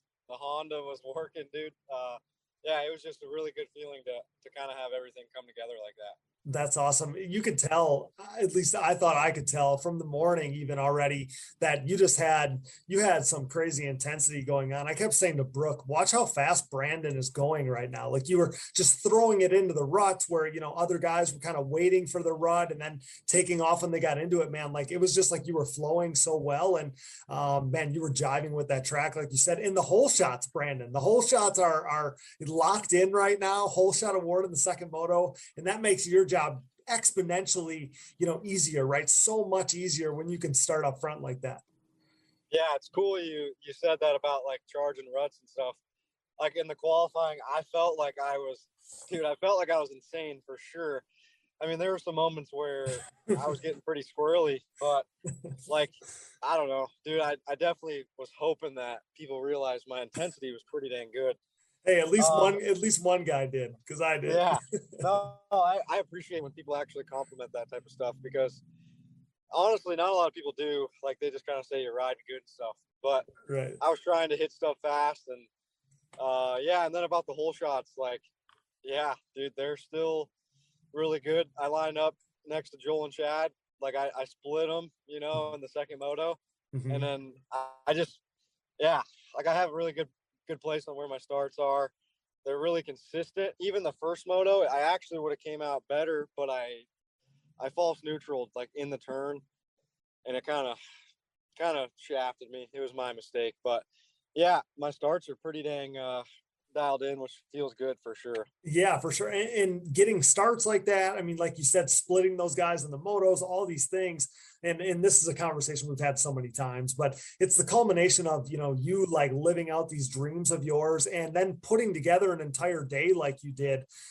Just before the motos, you had got done telling me that you're finally feeling like you belong here. Like, this is exactly where you belong. It's not like in awe or starstruck or like, man, like, wow, I can't believe I'm here type of thing. It's finally like, man, like, this is where I belong, right? So we got done having that conversation, and then for you to go out there and have such a stellar day where you were just like I said, I mean, you were head and shoulders the next best guy other than those two guys all day long, which, throughout the entire day, maybe we haven't seen yet from really anybody. So, I mean, just so cool to see. And again, just putting it all together. And then, after that conversation we had, like, it was almost pinch me moment for me, just because it was really, really special. Yeah, I thought that was cool too, because I think we talked before the first qualifier. Or maybe it wasn't. Maybe it was like after qualifying or something. Yeah, but yeah, it was right before the first moto. Yeah. Yeah. Regardless, yeah, I did tell you, I felt like now I do belong. Like, everywhere I am now, it doesn't matter if I'm practicing somewhere during the week or anything, like comparing myself to Joel and Chad, I always would like, it's always like how a kid takes it. It's who I looked up to and stuff. But now it's like, I don't really say that anymore because I think I've done a lot of stuff, man, that a lot of people wouldn't do. And it just makes me realize I do belong here. And Yeah. I have pretty big plans, man, for the future. Like, we're not done. We're just getting started, brother. So Yeah, I'm just I love it. like, dude, it's insane. It's really insane. Well, and there's obviously a point, and I'm sure it wasn't very long into his career, but there was a point where Joel had to like kind of put the fact that Chad is a guy that he's watched in the pro class, right? Like, Yeah. He had to go through that too. And that's kind of where you're at, where you've watched these guys, you've idolized these guys, you've looked up to these guys, but then eventually it's, hey, I'm getting pretty darn close to their level to where I can still look up to them. I can still want to emulate them. They're still two of the greatest ever. But you still, they're competition now too. Well, what's funny, dude, is like, this is kind of funny. I mean, I've hung around both of them a lot, or not a lot, but I mean, yeah, I've been around them and stuff. Mm-hmm. I've been around a lot of people, and I'm like, I kind of see weaknesses in programs. Maybe this is kind of bad to say, but I feel like I can pick up on areas where there's some areas where, like, maybe it's something to do with training or something to do with other stuff, but there's gaps in the sport that I see that I think I can fill, and that's what's like promising for me because I think I'm progressing. Mm-hmm. I mean, unless my progress completely stagnates, I think in the future that there's gaps in the sport that I can fill. I don't know, dude, it's hard to explain, but I wish I could explain it. It's kind of like rude to say, I guess. You know what I mean? No, but I do get what you're saying, because you're saying that you can almost take some things like from your program, and you've obviously emulated stuff from those guys, and you're thinking that you can almost progress this sport, basically the top level of the sport, to another level. And that's inevitably what happens with sports, and our sport included, is, Ricky Carmichael back in the day took the sport to another level because he took training to another level. And there's been, the guys since then that have, the Alden Baker program on the dirt bike side has just elevated a little more and a little more and a little more as they refined. And that's exactly what you're talking about right now. So it's not disrespectful. It's just the natural evolution of the sport. Yeah. Yeah. I mean, I had a conversation today with, actually it was Tyler Lombardo. We were talking about film, right? Like sport film. He plays basketball, and we were kind of talking about it. And that's kind of an area I'm talking about. Like, yeah, we all watch film and stuff, but I'll watch film. Dude, I'll watch film. I'm talking multiple hours per day, and I don't skip days. Like I do stuff to where I know that there's people aren't doing. And it's not even days at the track and stuff. Everyone does their motos and everyone trains hard and all that. Yep. But I do think that I just have like a little bit more passion than some. So I think that one day maybe we'll show, Well, dude, I mean, we've talked ourselves blue in the face on this topic, but you willed yourself here. So I think that I truly believe that is some of what makes you as good as you are, because this was never promised for you. It would have been a whole lot easier for this not to come together. Like you scratched and clawed and fought your way to where you are today because people love you as a person and you're a great rider and you never quit, and people saw that in you.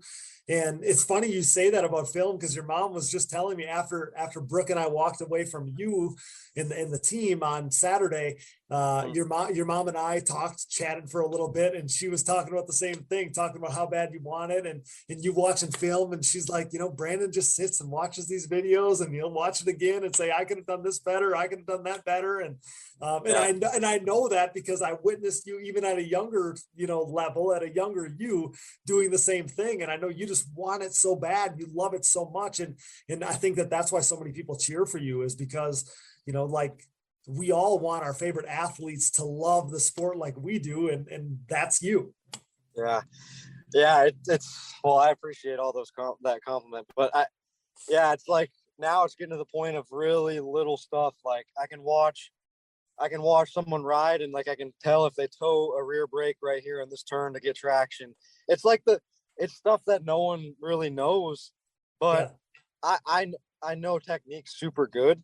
Mm-hmm. I can watch anyone ride and listen and see what they're doing. Sure. And like I used to, even 2 years ago, I used to not be able to do that. And now it's like, okay, you know, they hit this turn and their focus was more of driving this turn, using the clutch here, like a lot of clutches on exits of turns and stuff. There's just like, there's a lot, but it's freaking, it just feels sick for sure. That's amazing to get to that level. That's amazing. I can't wait to hear more of, I need to pick up on more of that from you, Brandon. Yeah, dude, I could talk all day, you know me, but it's just, I know it's kind of off topic, but it was something I really did want to say. I mean, yeah, it's just, dude, it's so fascinating to me. It really is. It's like watching golf. Like, you know how much technique is in golf and stuff. And it's kind of the same concept. Like, I can watch amateur riders. I can watch a C-class guy do a turn or something, and I can tell right away, like, the things that he needs to try to do different, or on hole shots, right? Like, I can tell you right away, every person on the gate, I could tell you how to do a start like 100 times better. And because I was terrible at starts, like, I had to learn. I had to go through the process of what to do and all this and that, you know? Well, you've obsessed over this as to how you've gotten to where you are now, which I'm a total believer in everything you're saying right now, because again, I've watched you analyze and do your homework and, you know, obsess over this stuff. So it's awesome to hear. Okay. So one thing I want to touch on before we get out of here is you literally came a corner away from winning Ironman. This is the beginning of this back-to-back stretch, that podium stretch that you put together. So that was nearly 2 wins for you now that have kind of slipped away, or however you want to put it. Take me through a little bit, like that crazy moto in the couple minutes that we have left here, and that crazy moto at the Moto 2 there at Crawfordsville, and then the craziness at the end of that thing. Like, give me a little synopsis and a little look into how that was for you. Yeah. So, dude, I came out like last, and I came to the finish line, and everyone was like parked there almost. Like Joel and Chad were for sure. I'm like, what, are we red flagging this thing, or what's going on? And then I kept going. There was no red flag or nothing. So I'm like, I'm going to keep riding. I think I'm like going to win this thing now. And then, I just did laps. And then I was in the, like, reading the mechanics area, what they were telling me to do. And they just said, just go super slow, don't suck water, and finish, and I could win. And then, like, towards the end, all of a sudden they were telling me, you have to beat Chad to win, right? So like 2 turns later, I blow a berm, dude. I literally blow a berm because I started to think about, wow, I need to beat Chad. Chad passes me. Like, Chad looks at me like, dude, we roost each other and everything. And I'm like, oh no, I'm not losing this right now. Well, so I started bombing these water puddles and stuff. And we get down to this huge water spot. Did you hear Chad talk about this? Because he goes, Brandon flew by me. He said, I don't know how he did it, but he bonsai'd past me. Dude, I hit this water puddle wide open, Cody. I swear. Like, Chad came in slow, and all I was thinking about was first overall win. I don't care. Yeah. Dude, got wide open. And my quad, like, I know my quad sucked some water right there because it started to cut out. Okay. And then I look back, and he pretty much, like, let me go at that point, right? Mm-hmm. Well, it turns out, dude, I don't even think I needed to do all that because we, like, looked at the laps. I'm pretty sure I had a lap on him, I think. But anyway. Yeah, so that was what I was told to do. I did that, and then Chad kind of just let me have it. And all of a sudden, I didn't bomb anything, right? I had all I had was 1 lap, dude. I didn't even jump nothing. Yeah. And my left wheel starts to freaking move, and all I'm thinking about is like, oh my gosh, these guys forgot to tighten the lug nuts, because we put on small tires, right, at the hole shot at the gate. Yeah. I'm thinking, oh man, and the wheel kept moving more and more and more. And then I'm like 3 turns ago, right? And I just start like egging it. I'm trying to like wheelie on 1 tire to keep the tire light. Mm-hmm. And then I made a left-hand turn, the very last section of the track. All I had to do was finish, dude, for an overall. And my freaking ball joint it wasn't good. So I said no. And then I went over the bars and like face planted my bumper, which that's how I had my teeth problem. But yeah, I couldn't really believe what happened. It was crazy. Obviously, I didn't know from the tower everything that went into like everything that was going on behind the scenes. I mean, I knew you were in the mix for this overall, but I didn't know you had it when all this drama goes down, with the finish line in sight. Like, how does that happen? But maybe it wasn't necessarily ideal. Like obviously that wasn't the ideal way for that part to go. But I know how bad you want it. So maybe, the back-to-back podiums makes it a little bit worth it, right? Like there was tougher stretches earlier in the season where I know you weren't happy. So maybe the tooth or whatever was just a small price to pay. But it sure, it does have you, obviously these back-to-back podiums has you in a great position in the standings, now tied for third. I'm assuming top 3 is the goal at this point. And, I have to think that you're stoked. There's 4 races left and the goal, everything is right in front of you still. Yeah. I mean, even if I suck the rest of this year, I'm actually happy with what I was able to do this year. I did feel I made progress. I'm starting good. My program's even better. My suspension's better. All that stuff's better. I feel like I had 2 wins this year. I mean, even if one was a mutter and one was Daytona, I don't really care. I did feel like I had that. And then the 2 podiums in a row is the first for me. And my goals are, I definitely really enjoy being in a points battle for sure. And then by the end of the year, I would really like to at least one moto, man, mix it up front. Like, I know they're in a battle or themselves or whatever, but by the end of this year, man, I really want to just one moto, just all out, everything I got, act like I can't race ever again, and just see if I can, see if I can be up there with them by the end of the year. Dude, you're trending in that direction, and that team seems so solid. It's awesome. Even just feeling the vibes around there a little bit, it just seems like it's been a team that's been established for a long, long time, even though this is a new effort. Briarcliff is next. I think that's a track that has like Brandon Hoag written all over it. I think that those types of hard packed tracks are a strength for you. What are your thoughts on Briarcliff heading into there? Yep, my thoughts are okay there. I rode good there last year. I think I could have done pretty good. So I'm heading in there pretty level-headed, and then just focusing on starts for sure, because that track's pretty hard to pass. Like if we're all fairly close in speed, it's kind of hard to pass. But I mean, yeah, I feel pretty okay there. I think we should have some pretty good racing. Yeah, I can't wait. Well, pal, I told you on Saturday, I'm so proud of you. We're always pulling for you. I enjoy these talks so much every time that we get a chance to chat. So I can't thank you enough for taking a little time tonight for us here for the show. And pal, just so happy to see you killing it like you are, man. Just to think of the little guy that used to hang out here with me, man, to see you where you are now. Man, it almost brings tears to my eyes again, just because you're exactly where you dreamt of being back then. And that's just such an awesome thing. Dude, just real quick, like, do you remember us waking up at the gym or going to the gym at like 5, 6 a.m.? We'd like make shakes and like, we would, you know what I mean? Like, dude, I remember all that stuff. Trust me. Like it was also a really good point in my life to where I took all that in.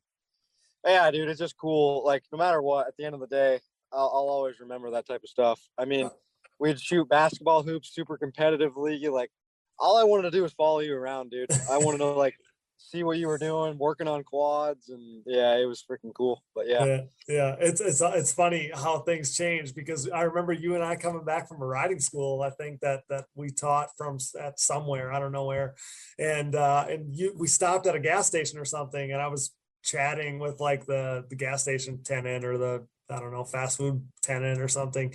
And you said to me, how do you always know what to say? And, and it's kind of funny, because that's what I do now. I talk, Brandon, that's what I do. Yeah, it is funny. Pal. Well, again, pal, congrats on everything, and stoked to see all your success. I cheer for you like a brother, and man, I can't wait to see you continue this thing. It's awesome. Thanks, mate. I really appreciate it. All right, pal. Well, maybe we'll see you at Briarcliff. Yep. I hope so. Are you going, or you don't know yet? We'll see. Might have something in the works. Perfect. All right, pal. Thanks again, and we'll see you again soon. Okay.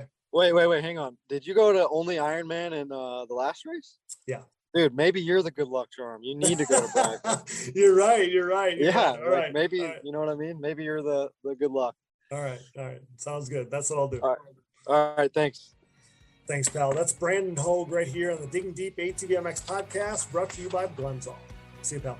See ya. As the number one podcast in ATV racing, it's only right that we partner with the industry leaders in suspension tuning. Insert Impact Solutions. Impact Solutions is a full-service ATV and side-by-side suspension center specializing in the revalving and service of your motocross and off-road suspension. With over 25 years of elite-level knowledge, experience, and testing with riders of all ages and ability levels, Casey Greek, Jay Goebel, and the Impact crew strive to exceed clients' expectations for service and setup. Impact Solutions is the official Elka Suspension Service Center of the United States, offering unmatched product knowledge and experience. Whether you're in need of service, parts, warranty, sales, or technical support, Impact Solutions has you covered. Head over to impactsolutionsatv.com or give them a call today. We interrupt this program for a special news bulletin. The following message is brought to you by Manscaped.com. The Manscaped engineering team has outdone themselves this time, creating the Lawnmower 4.0 trimmer, now available for purchase in the US and Canada. Join over 2 million men worldwide who trust Manscaped, an official sponsor of the Digging Deep ATVMX podcast, with this exclusive offer of 20% off and free worldwide shipping with code DiggingDeep20 at manscaped.com. I'm one of the first people to try the new 4.0 and I am blown away. This thing is next level. What sets this trimmer apart from all the rest? The Lawnmower 4.0 gives you the ability to turn the LED spotlight on and off when needed for a more precise shave. It features a new multi-functioning on-off switch with travel lock for those of us who like to travel. And my favorite, the new trimmer allows you to customize your trim with 4 different guard lengths, an upgrade from its predecessor that only featured 2.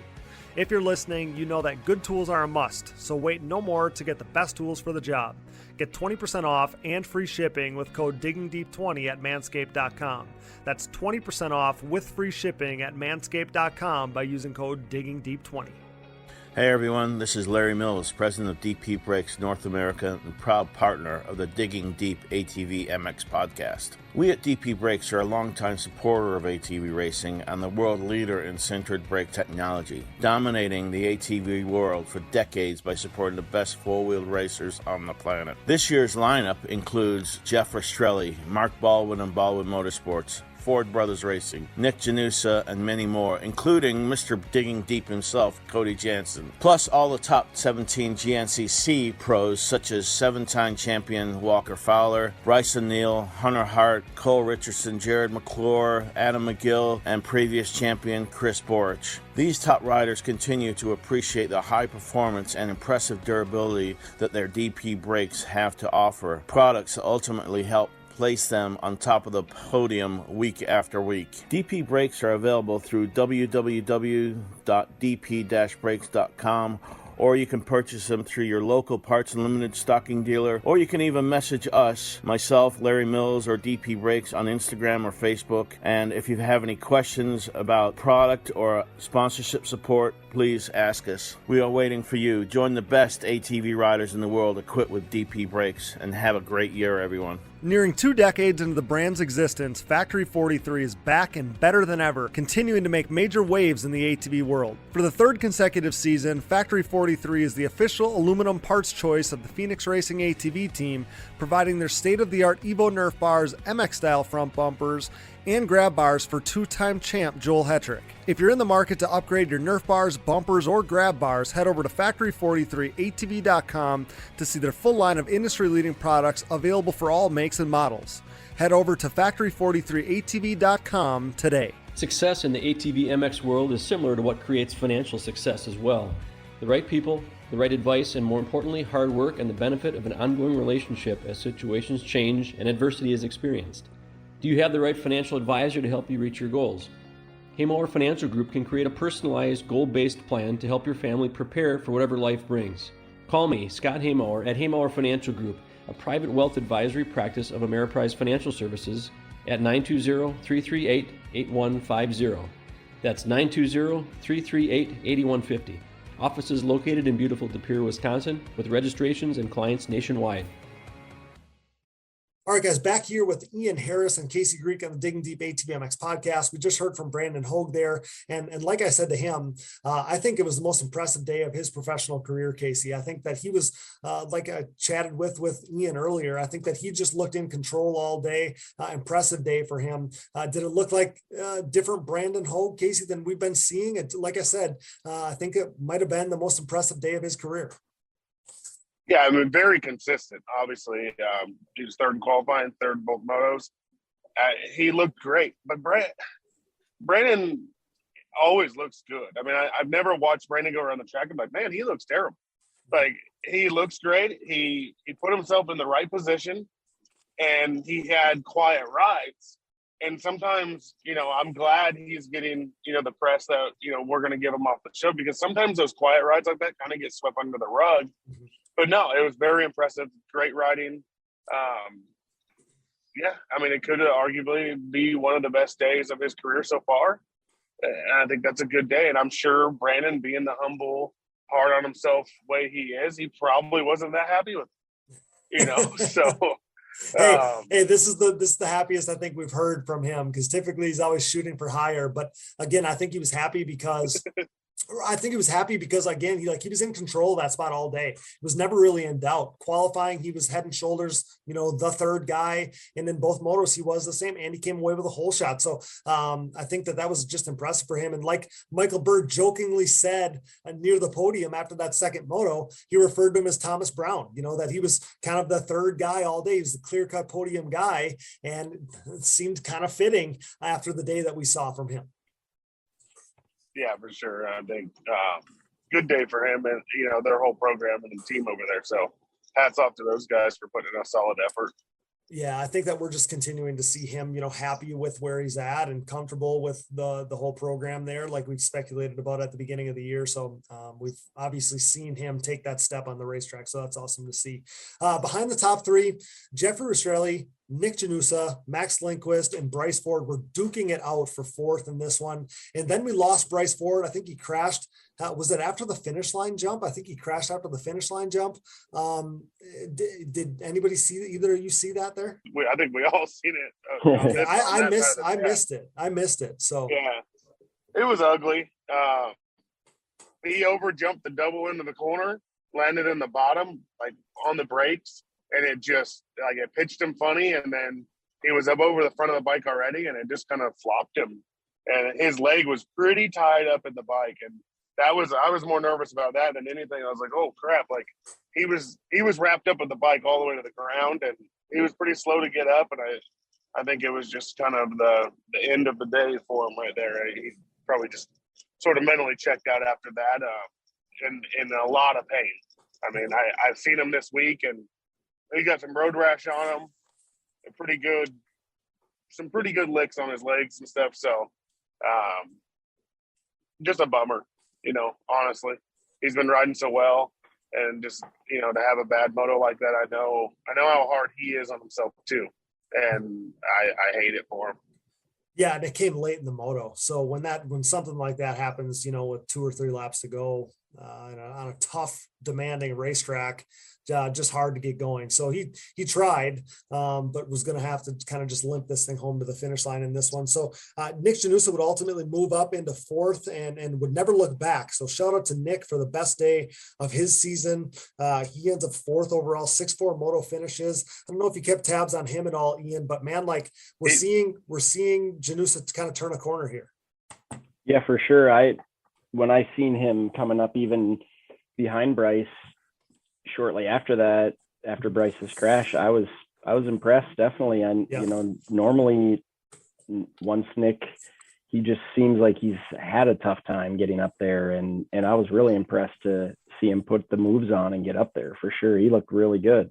It just seemed like all day. Like I mean, he was fast in qualifying, lost him a little bit in the first moto. He finished 6th. But then in that second moto, man, you couldn't miss him. He was up in the mix there, and that was awesome to see. I don't know, Casey, were you trying to hop in there? It sounded like maybe you had something to say. Yeah. Oh, yeah, definitely. Like Nick, he was awesome all day. I think he definitely got a good start in the second moto, or a better start. Good start for him, and his riding was incredible. I was really stoked on how Nick rode, and that track, excuse me, that track suits him really well. It's similar to his, also. And I think he does. I've seen him have incredible rides on the hard pack stuff too. Nick is always a great rider, but it was good. I think for his heart and his head to have a ride like he did, especially that second moto. Yeah, I think it bodes well going forward too, because he had this really good race. He finished his 4th overall, and now we're going to Briarcliff, a place where he ended the season last year on the podium. So, I think that he's probably gotten a lot of good vibes going on. Like I said, coming away from this one, heading into Briarcliff. So that's awesome to see. Again, said this on a few episodes now, but when he joined us a couple of weeks ago, was just an awesome conversation. And I don't know how you couldn't pull for that guy. So I think just about all of us are. So moving down the list here, Max Lindquist, he would end up getting Jeffrey on the last lap, which would cost Jeffrey 4th overall. So he ended up 5th overall. And after the dust settled, Hoag, Brandon Hoag, Bryce Ford are now tied for 3rd in the series point standings with 4 races to go. And Jeffrey Rastrelli is only 3 points back. So a good solid day for Jeffrey. And man, this is going to be so fun to watch down the stretch here. I think very similar to last year. We had a, kind of a gnarly, battle going on for that top 3 spot. And that top 3 is so coveted by so many of these guys. It's going to be awesome to see this battle down the stretch. Ian, I'm sure this is going to be something that we're all zoned in on going forward. It's going to be fun to see who takes it. Yeah, for sure. It's a nail biter. It's, all these guys, they all want it equally as bad as each other, and they're going to do what they can do to be up there for sure. It's exciting, definitely. And, you watch back there in that anywhere from 3rd to 6th, 7th place in any of these races. And it's all these guys that are just grinding it out, trying to get up there. They all want it. Exactly. Spoiler to those guys, though, going forward, very similar to last year, at least that's the way he hopes it goes down, is Max Lindquist. So he ended up 6th overall at Sunset Ridge. He had that little get off. His day would have looked a little different if not for that. It would have been a 5-5 day probably without that. But it feels like a breakout ride or a breakthrough ride, at least this season, could be coming. And, again, this part of the season last year is when he put it all together and got those 3 podiums, Casey. So Max Lindquist is going to be a guy to watch. I had him on my fantasy team at Sunset Ridge. Felt like he was going to maybe get it done there because I remember him being fast there last year. It's a home race for him too, just like so many of us here in the Midwest. But I think that maybe it'll come at Briarcliff. He needs a little revenge from last year when he got hurt in qualifying there. So maybe we'll see something from Max Lindquist. But it just seems like one of these weekends he's going to put it all together, Casey. Yeah, for sure.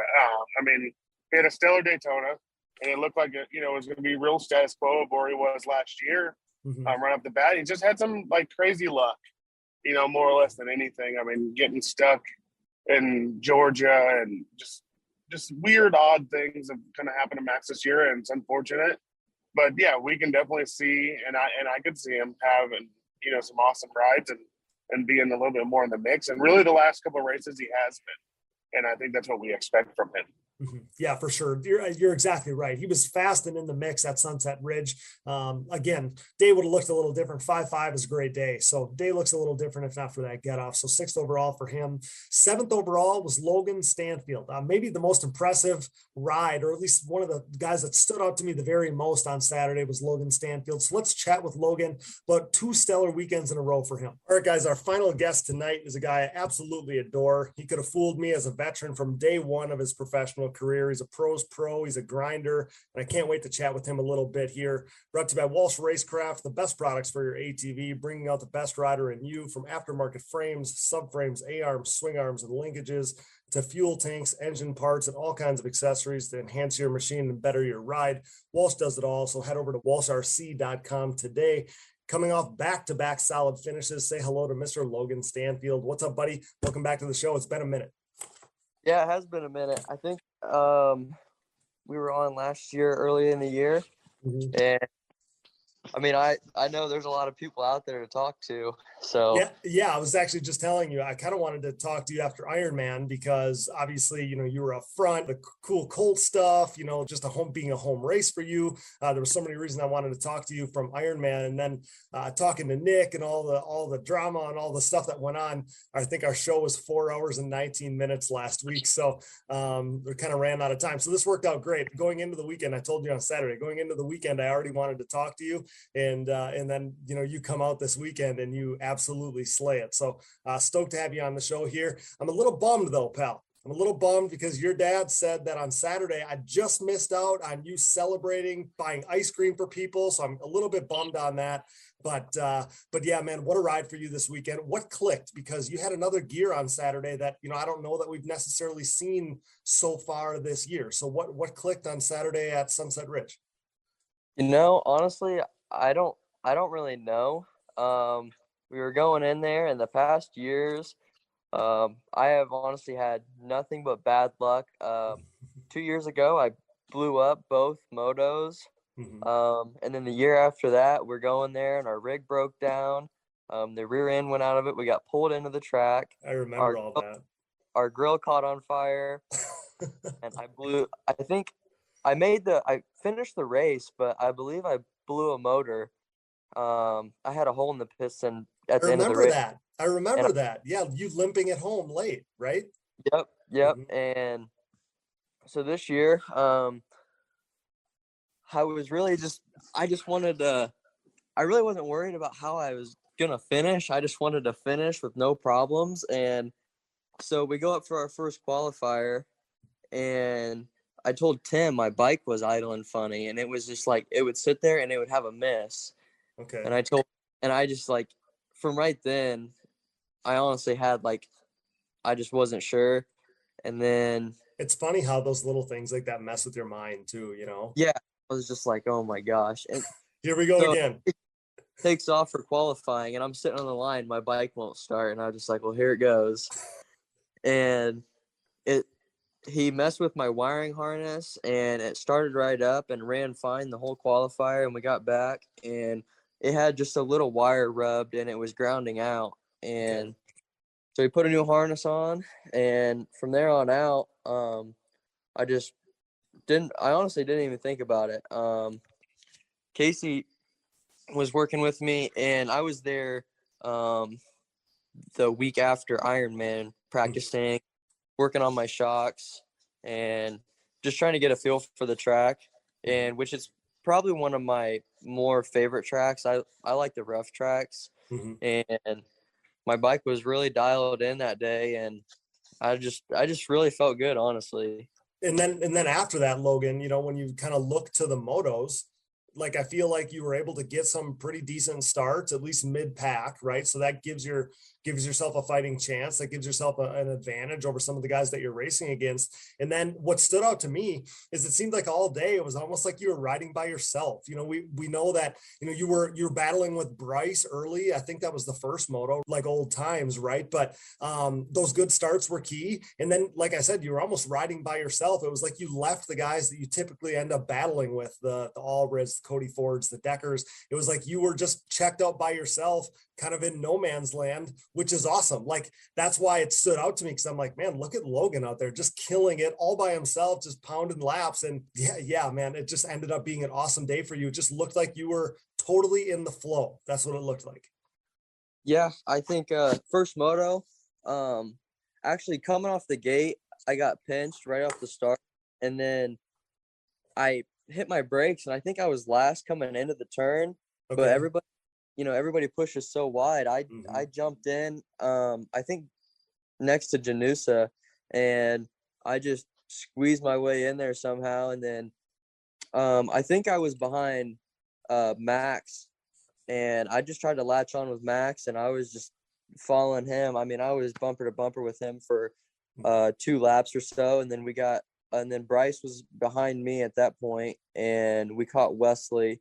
And I think for 2 or 3 laps, we were all back and forth, and we had a pretty good pace going, and they got away from me, and I settled in right there, and which isn't which isn't always a good thing. I'd like to be able to keep that pace. So that's what I'm working on right now, is having the endurance to keep that pace. But like you said, I was out there by myself. I mean, I was by my lonesome, and which was nice for the second moto, because I was relaxed almost the whole first moto. It was just like another training day. Like my pace, I don't push myself for some reason when I practice like that, like on the edge. Like I've got hurt doing that, so I do it sometimes, but it's just kind of, I don't know. It's hard when you're riding by yourself, you know. I totally get it. I just thought, it had to be cool for you, because like, it feels like things obviously haven't went ideal for you so far this season. You've dealt with some stuff, some hurdles and whatever. But then in that first moto, and I commented on the fact that, I think it was for 5th and 6th, or, 5th, 6th, 7th, 8th, whatever the positions were at that time, but you guys were duking it out. And for you to be in that group with Lindquist and with Bryce and with Wesley, I mean, guys like that, like, those aren't guys that you've necessarily been battling with so far this year, right? So like, it's baby steps. Now you did it at this race, and now maybe the next one is when you're able to latch on with those guys for the whole moto and dice it up with those guys the whole moto, right? Like, at least that's the way it looks like from me. It's baby steps, and obviously Walnut was a huge step in the right direction, is what it felt like. Yeah, that's my goal, is I want to be up there with those guys. And it's honestly kind of been frustrating this year. Like, I felt like I should have been there. Like at the beginning of the year, I felt like I was pretty fast and my endurance was good. And then we go to Daytona and it rains like it did. And we get into the moto and it's train track around the whole track. And, made, I think, 2 or 3 passes, and that they were really hairy passes. Like, I was coming in the turn and I was like, I'm going to wreck or make this pass. And that's what you had to do there. Yep. And then Texas, we go to there, and I was feeling really good, and me and Decker got tangled up and my ECU got smashed on my bike. I know, I remember, because you were on my fantasy team, damn it. And I couldn't finish that. So I got a DNF there. And then the next one was a mud race, and I got stuck. And I had to get myself out. And the second moto, I spun out on the start because you couldn't see nothing. And then, so luck really hasn't been going towards my way, and it's really been frustrating. And maybe it's a good thing, because I've been pushing myself more and more and trying to new. Well, yeah, I mean, there's 4 races left, and and we'll get into Ironman because you've had 2 good races in a row now.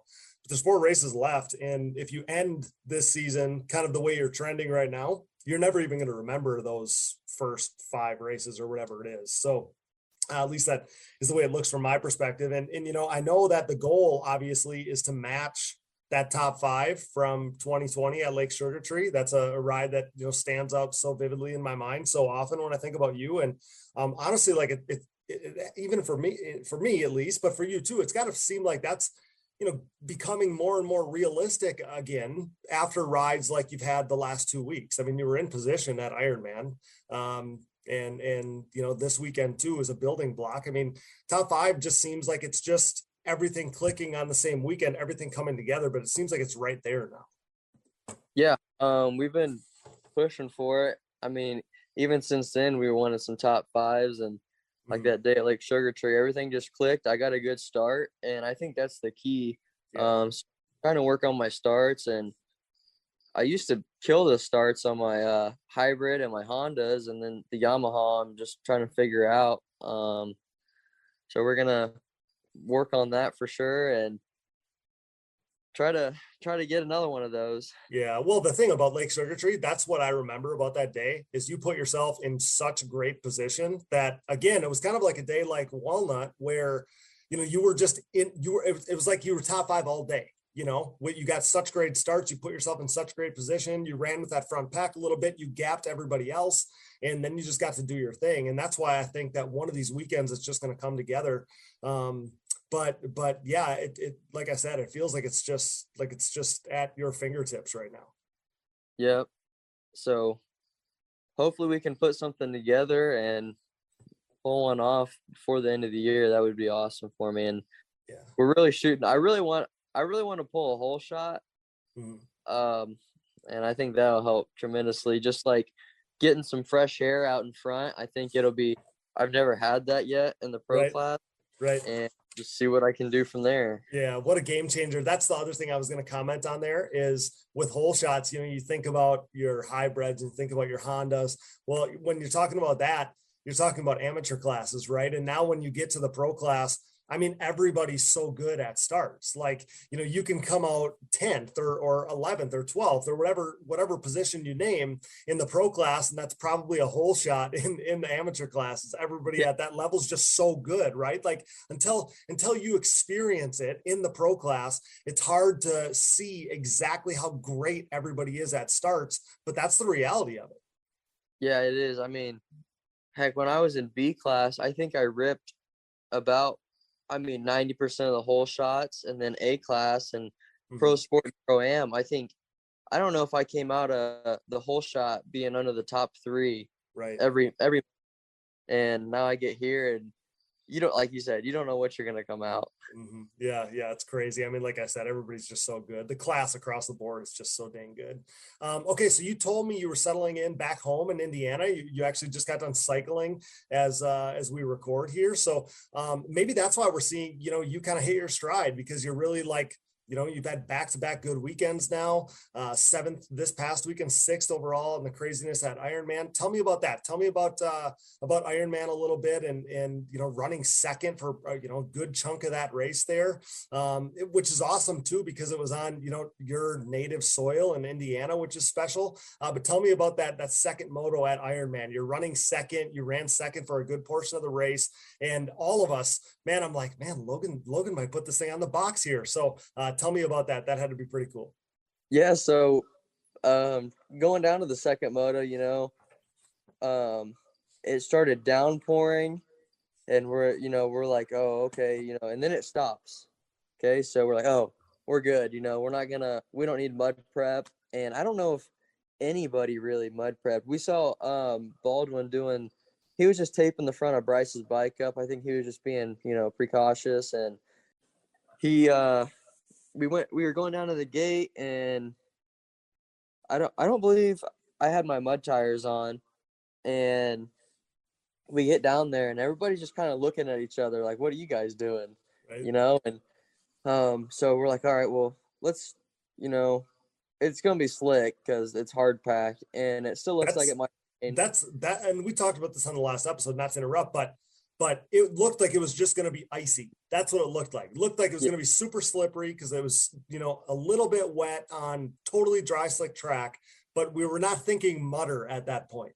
No, I mean, run the smalls and 2 or 3 laps, the track's going to be prime again. And, Ironman, the thing was going through my head is we got these big jumps and I got these with mud tires on now.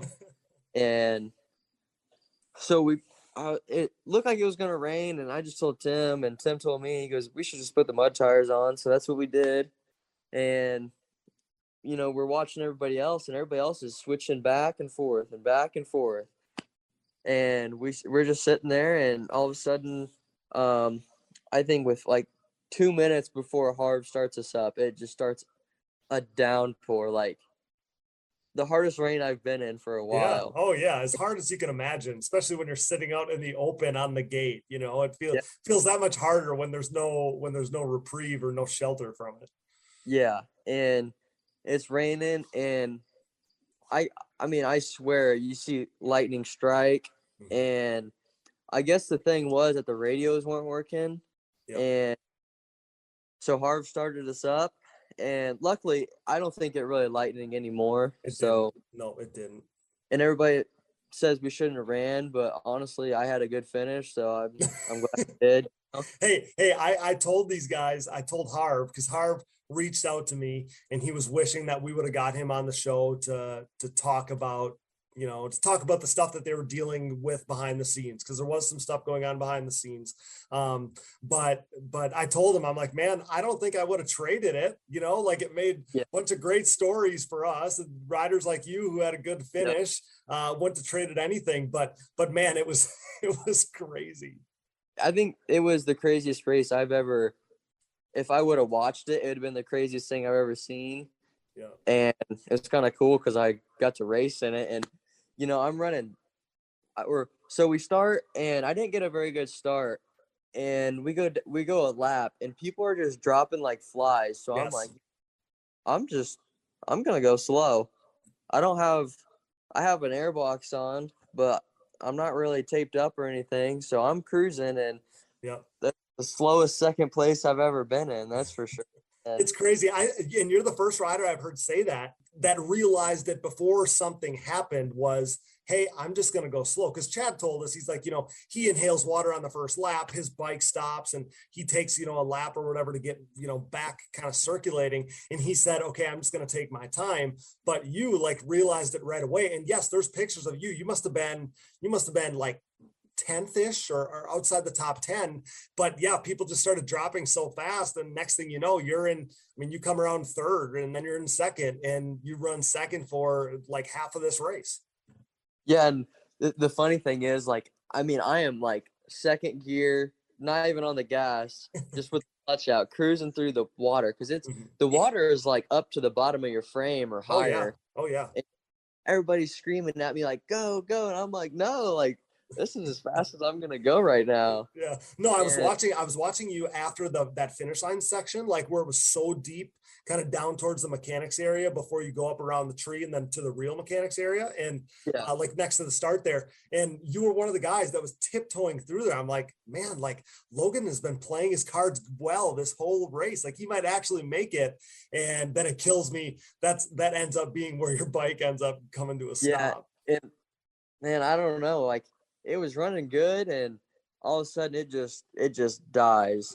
And so when it dies, I'm looking around, and everybody is starting to get their bikes running again. Yeah. And there is no way. There's no way that everybody has a soaked air filter, and I don't know what the heck these are guys. And I see everybody flipping their bikes up, so I flipped my bike up, and I was actually having problems with my starter on my bike. Okay. So I went over to Tim, and he gave me a knife with a thing on the end, and I was smacking my starter and starting it, and my button wouldn't work, and then it wouldn't start, and I was smacking it again, and I think she was.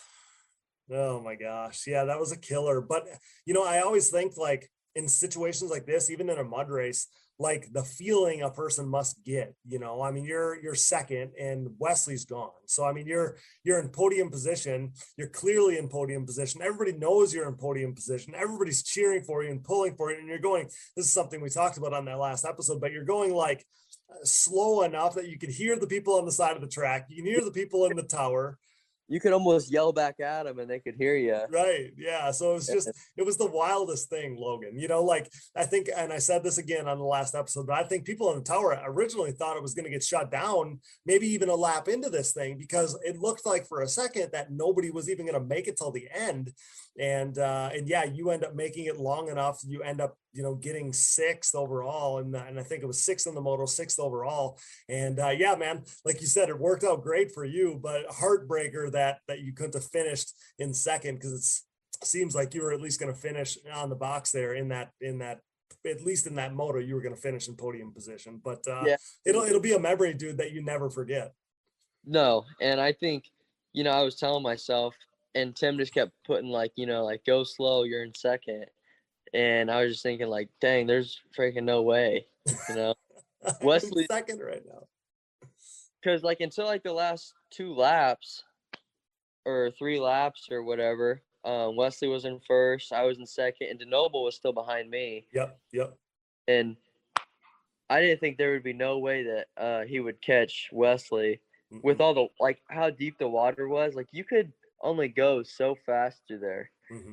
And those guys were blowing through the water. Dude, he was going 40 seconds a lap faster than anybody. He had a 5-minute lap time on the second or third lap. So he was literally going, and that's why DeNoble was so far from our radar, is because he was so far back, nobody realized, and you couldn't make sense of E-score, and everybody was so spread out on the racetrack that it was hard to tell what was actually going on. Because at one point I questioned if DeNoble was even on the lead lap.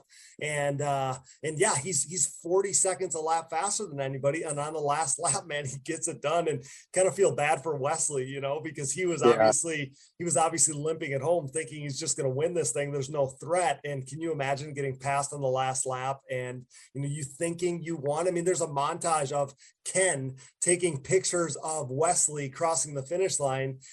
Little did everybody know at that time that DeNoble actually won like 5 seconds earlier. Yeah, that's crazy. It's crazy too. And even the flagger, even everybody on the radio in the tower, everybody thought Wesley won. I mean, they gave Nick the white flag twice because they thought Wesley was the winner. So just unreal how that works. So the other thing that was cool about the Ironman race for you is that Colts kit. The Colts kit looked so sick. The Colts helmet, the Colts on the side of the quad. I know you got, and I posted about this, that you have some personal ties, the family does, to the Colts.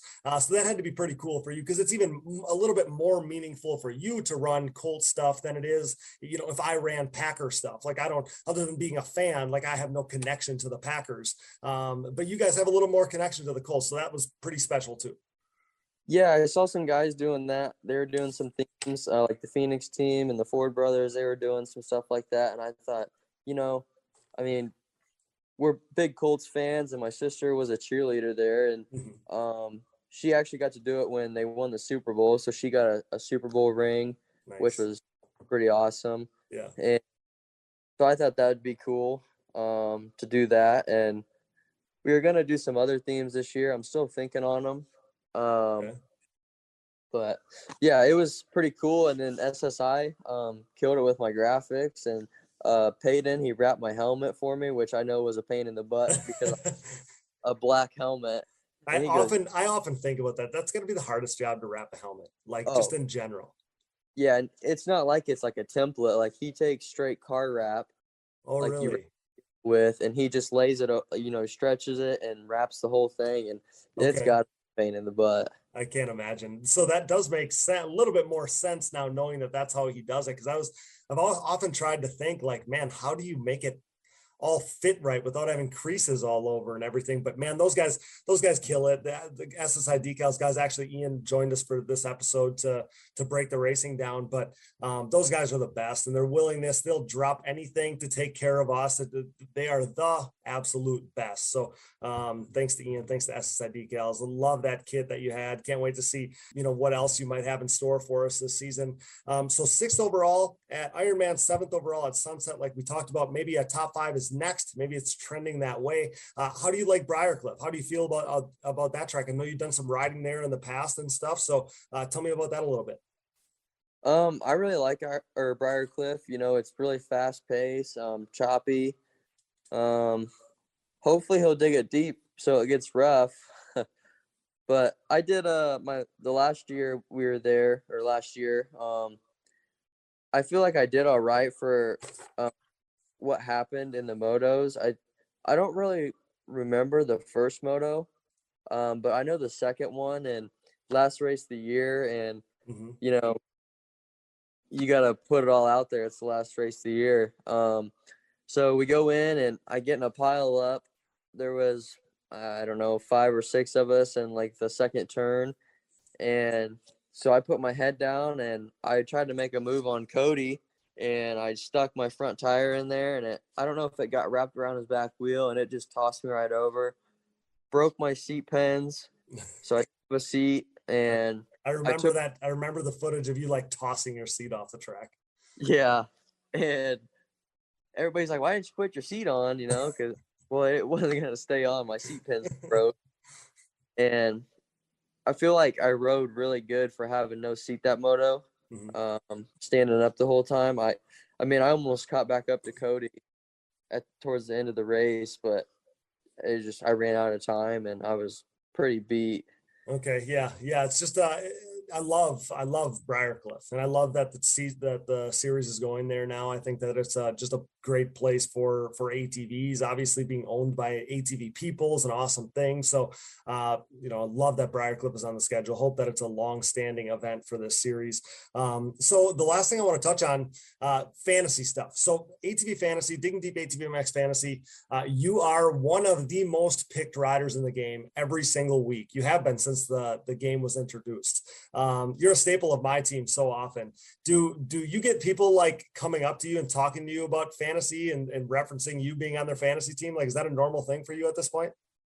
Yeah, people talk to me about the fantasy, like it's either, oh man, you did awesome on my fantasy, or you really screwed my fantasy up. That's it goes, 50-50. Okay.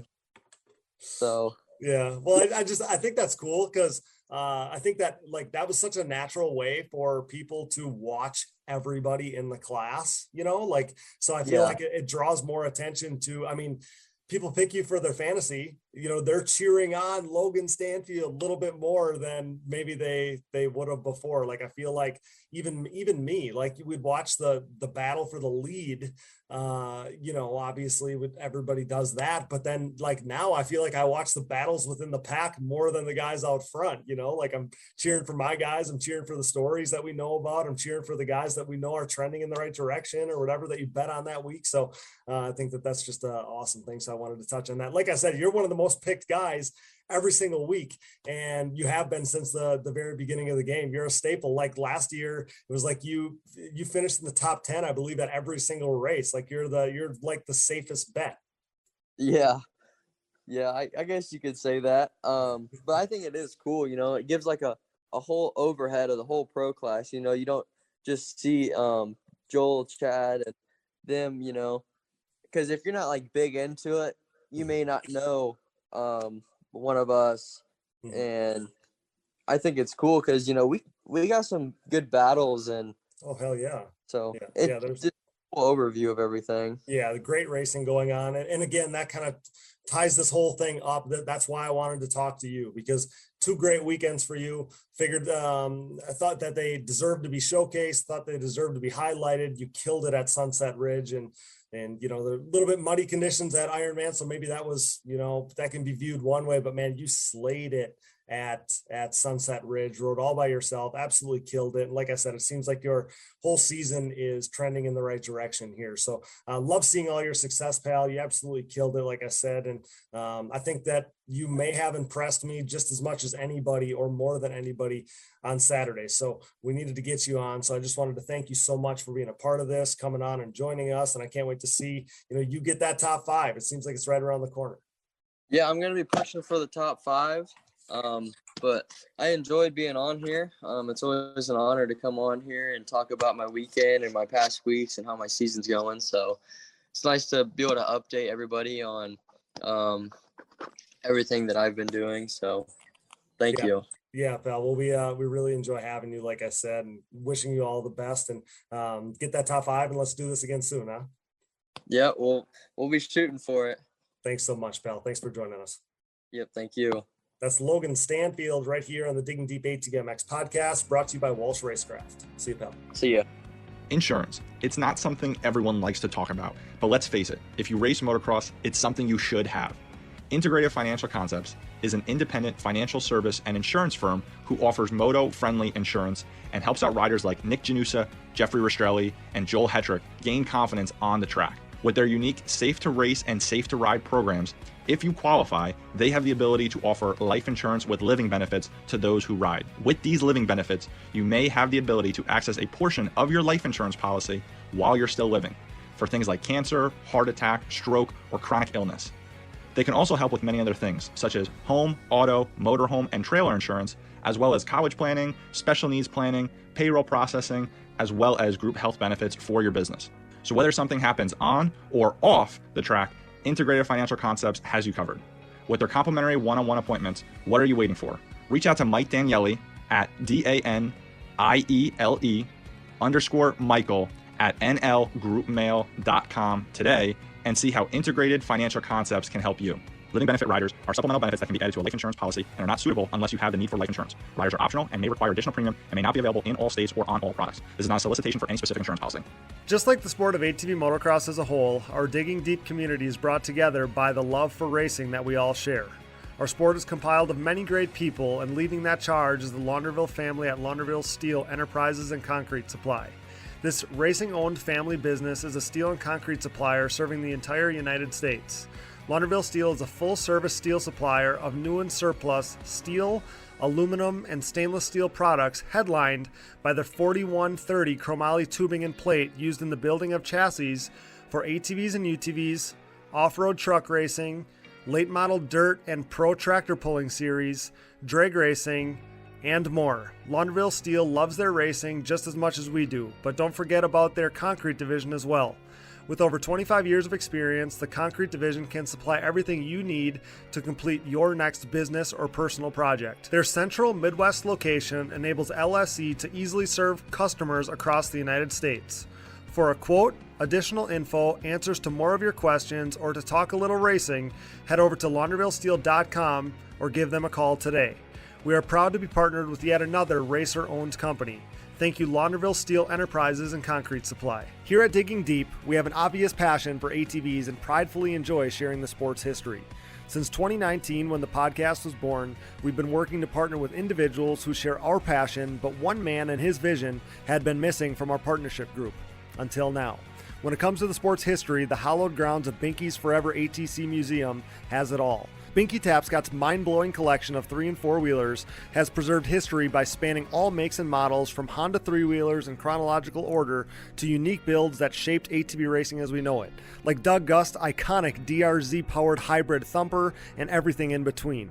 There's no denying Binky's passion, a passion that we certainly relate to here at Digging Deep. Binky's goal is to share his amazing collection with fellow enthusiasts by making his prized possessions accessible to the public via scheduled visits. Follow Forever ATC Museum on Facebook and watch foreveratc.com for further updates on possibly getting a chance to see Binky's Forever ATC Museum for yourself. We are proud to welcome Binky's Forever ATC Museum to the Digging Deep family. We recite on every Digging Deep episode that we are all about aligning with others who share our passion and love for ATVs, and that's exactly what Blenzall is. For more than 60 years, Blenzall Racing Oil has been the secret choice of many championship-winning riders and engine builders. From World Championship kart racing in Europe to California Speedway racing or the mud and rocks of East Coast cross-country racing, thousands of hardcore racers know that nothing out-lubricates or outperforms Blenzall. Even with Blenzall's wide reach into all forms of racing, Blenzall's lead man David Schloss admits that ATV riders are his people. In fact, he's been an ATV enthusiast since 1986 when he first threw a leg over a Suzuki Quad Sport 230. Fun fact, his passion for ATV racing even led him to launch a popular ATV racing magazine in the mid-2000s called ATV Insider. So Blenzall is a small family-owned business that blends and bottles all of its products in Ohio and has ATV roots. Sign us up. That's why Blenzall is the oil choice of the Digging Deep ATVMX podcast. To learn more about Blenzall's rich heritage or to shop Blenzall's full line of 2T and 4T racing lubricants, visit Blenzall.com and follow them at Blenzall on Instagram. Evans Waterless Power Sports Coolant. The best power sports coolant on the market, Evans prevents overheating and boilover so you need not worry about harming your engine or suffering a premature end to your ride no matter what the conditions. Designed for use in ATVs, UTVs, motorcycles, and other power sports equipment, when conditions are at their worst, Evans is at its best. Upgrade to Evans now to avoid overheating and boilover next time you hit the track or trail. Use discount code DIGGINGDEEP20 at checkout to save at evanscoolant.com. Thanks for listening, and remember to support our partners. Now back to the show. All right, back here one final time with Ian Harris and Casey Greek on the Digging Deep ATVMX podcast, finishing up our coverage of Sunset Ridge. Logan Stanfield killed it. I know you love to see that, Casey. He's a guy that you've worked with for a long time, pulled for a long time. And man, again, like he stood out to me all day, 7th overall. It seems like he rode by himself all day long, but he just got over the hump, got a little bit better starts, whatever it was. And man, he looked like a different rider this weekend. Yeah, no, I think he was out for revenge. I think it was the last 3 years. I'm sure he talked about it in your interview with him, but the last 3 years, he hasn't had any luck there. Just crazy things. And he rode awesome. I was really impressed.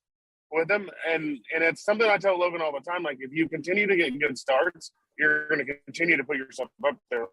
On weekends, he's off on the start, and he rode really good. I mean, I was talking with Bryce Ford, and he was commenting on how good Logan was riding when they were battling the first moto. He's like, Logan was giving me everything I could handle. Like, we were dicing it back and forth, and he's like, he wasn't giving me an inch, and I wasn't giving him it. Like, he's like, that was one of the funnest races and battles I've had all year. So, I mean, I think that speaks volumes for where Logan's at and what he's got going on right now.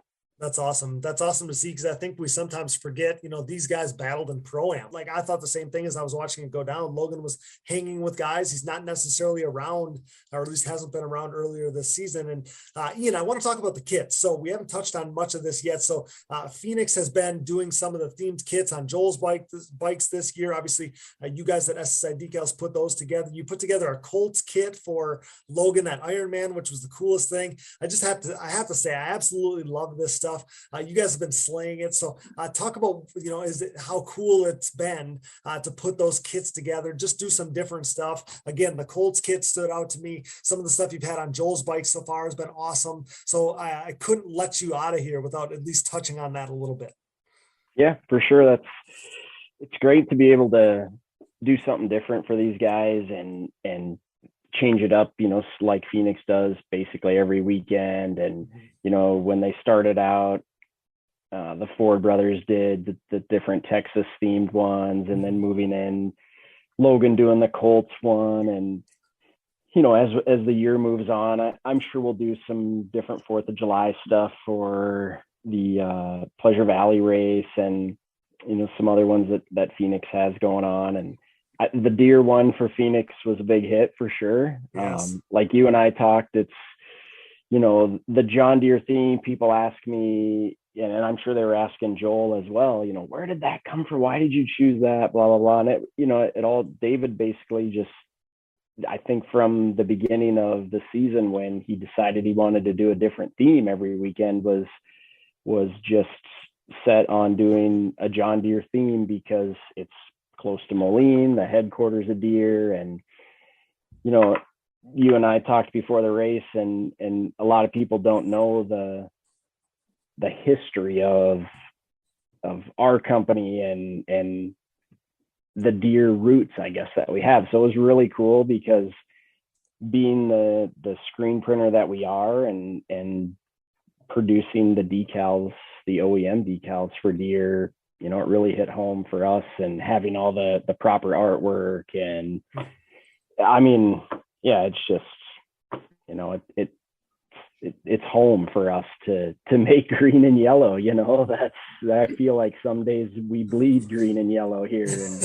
And even though it could go green and yellow as a Packer fan, but but no, really, it is crazy, and it turned out good, and it's exciting. It's just cool to be able to do something different than the same old graphics every weekend for people. So yeah, it's great. Definitely. Yeah, the thing, and I think I said this to you in person, but the thing that's so cool for me is, or the thought that's cool for me is how cool it must be for you to see, kind of the merging, at least for one weekend in time, of, ATVs, which is obviously a huge passion of yours. And then, the John Deere thing, which is a huge part of the history of SSI Decals and Signcraft screen printing.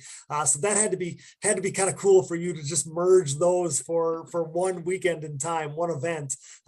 Again, as soon as I saw the John Deere theme, I don't know. I knew exactly, kind of the collaboration and how cool that must be for you. That's what stood out to me. Yeah, it was awesome. And I'm glad David chose it, to be able to do that theme per se. And, he brought one of his employees from his construction side of his business and one of the other guys from their race shop. And they were able to come here Thursday and get a tour of the facility, and his employee restores tractors and all that. So that it gives you the warm and fuzzies for sure to be able to show people that side of the business. Definitely. Hey, and Joel was the right guy to be on the bike, because, we watched Rip It Up Films, The Ride, and talking about, joking about, the tractor and plowing the track. Plowing. Yeah. The PTO is not hooked up or it's not working right. Right.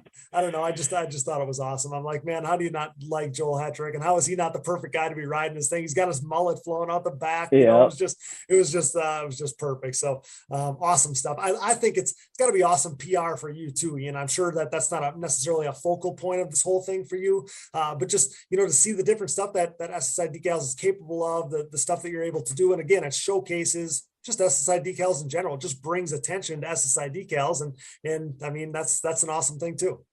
Yeah, definitely, and that's from the beginning of the inception of this, I always said I didn't want to be the guy that had graphic kits laying on the shelf and sold graphic kits like everyone else had, and I wanted to be the guy that was selling unique one-off kits. So that's what's cool about it. Yeah, I love it, and I love this whole theme thing. I kind of wait every weekend to see what the next one's going to be. So awesome stuff. So moving on here, kind of finishing up. So solid 8th overall for Wesley Wolf, and someone told me that he's maybe got another surgery on the horizon, possibly on that elbow. Casey, do you know anything about that? Like maybe we're losing Wesley Wolf. Is there any truth to that? Have you heard anything?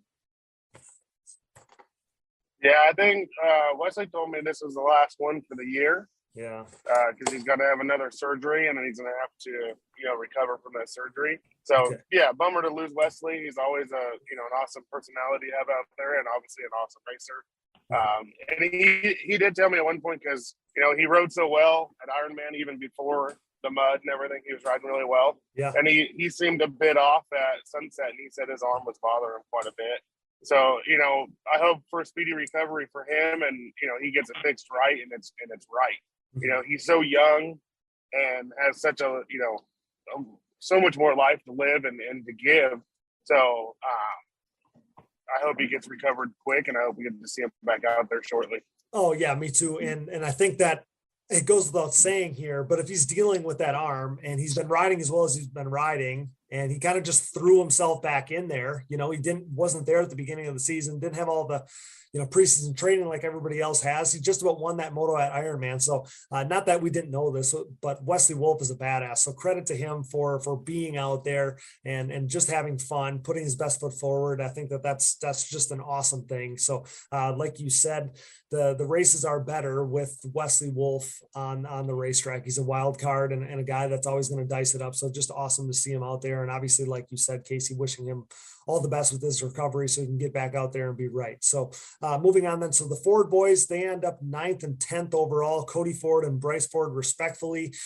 Cody has been killing it. So I'm so proud of him. 9th is super solid for him. I think that's awesome. I mean, top 10s, we say it every week. Top 10s are gnarly in this class. So credit to him. And then Bryce ends up 10th overall after that crash, 5:15 out of the moto scores. Is he all good? I know we touched on that a little bit with Casey.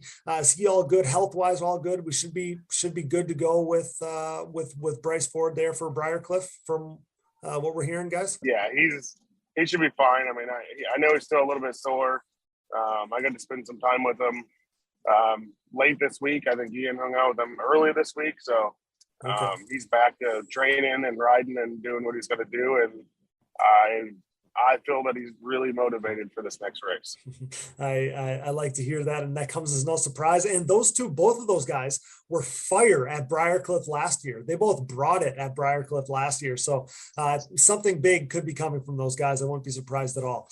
Okay, so finishing up the class then, Patrick Torini, he ended up 11th overall. Michael Allred, 12th. Zach Decker, he suffered crashes, same corner, both motos.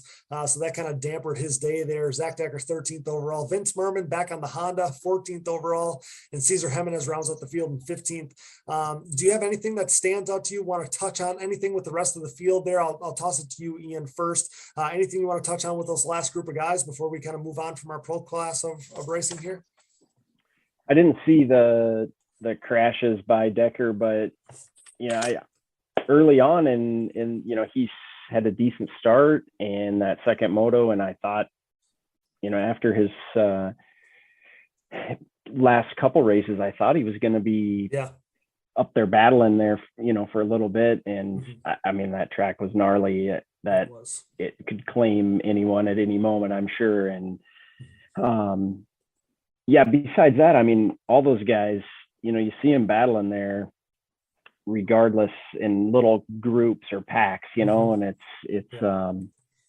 it's crazy just to, you're just waiting for that moment for one guy to pass the other one, depending who's where. I mean, it's always exciting. Exactly. You're exactly right. With Zach, I mean, his pick trend is huge, and every weekend in fantasy. So one of these, and it's no surprise, right? Like, we know what he's capable of. You touched on it. The track was gnarly, racing's gnarly, the class is gnarly. There's not a single average Joe out there, right? Like, they're all gnarly.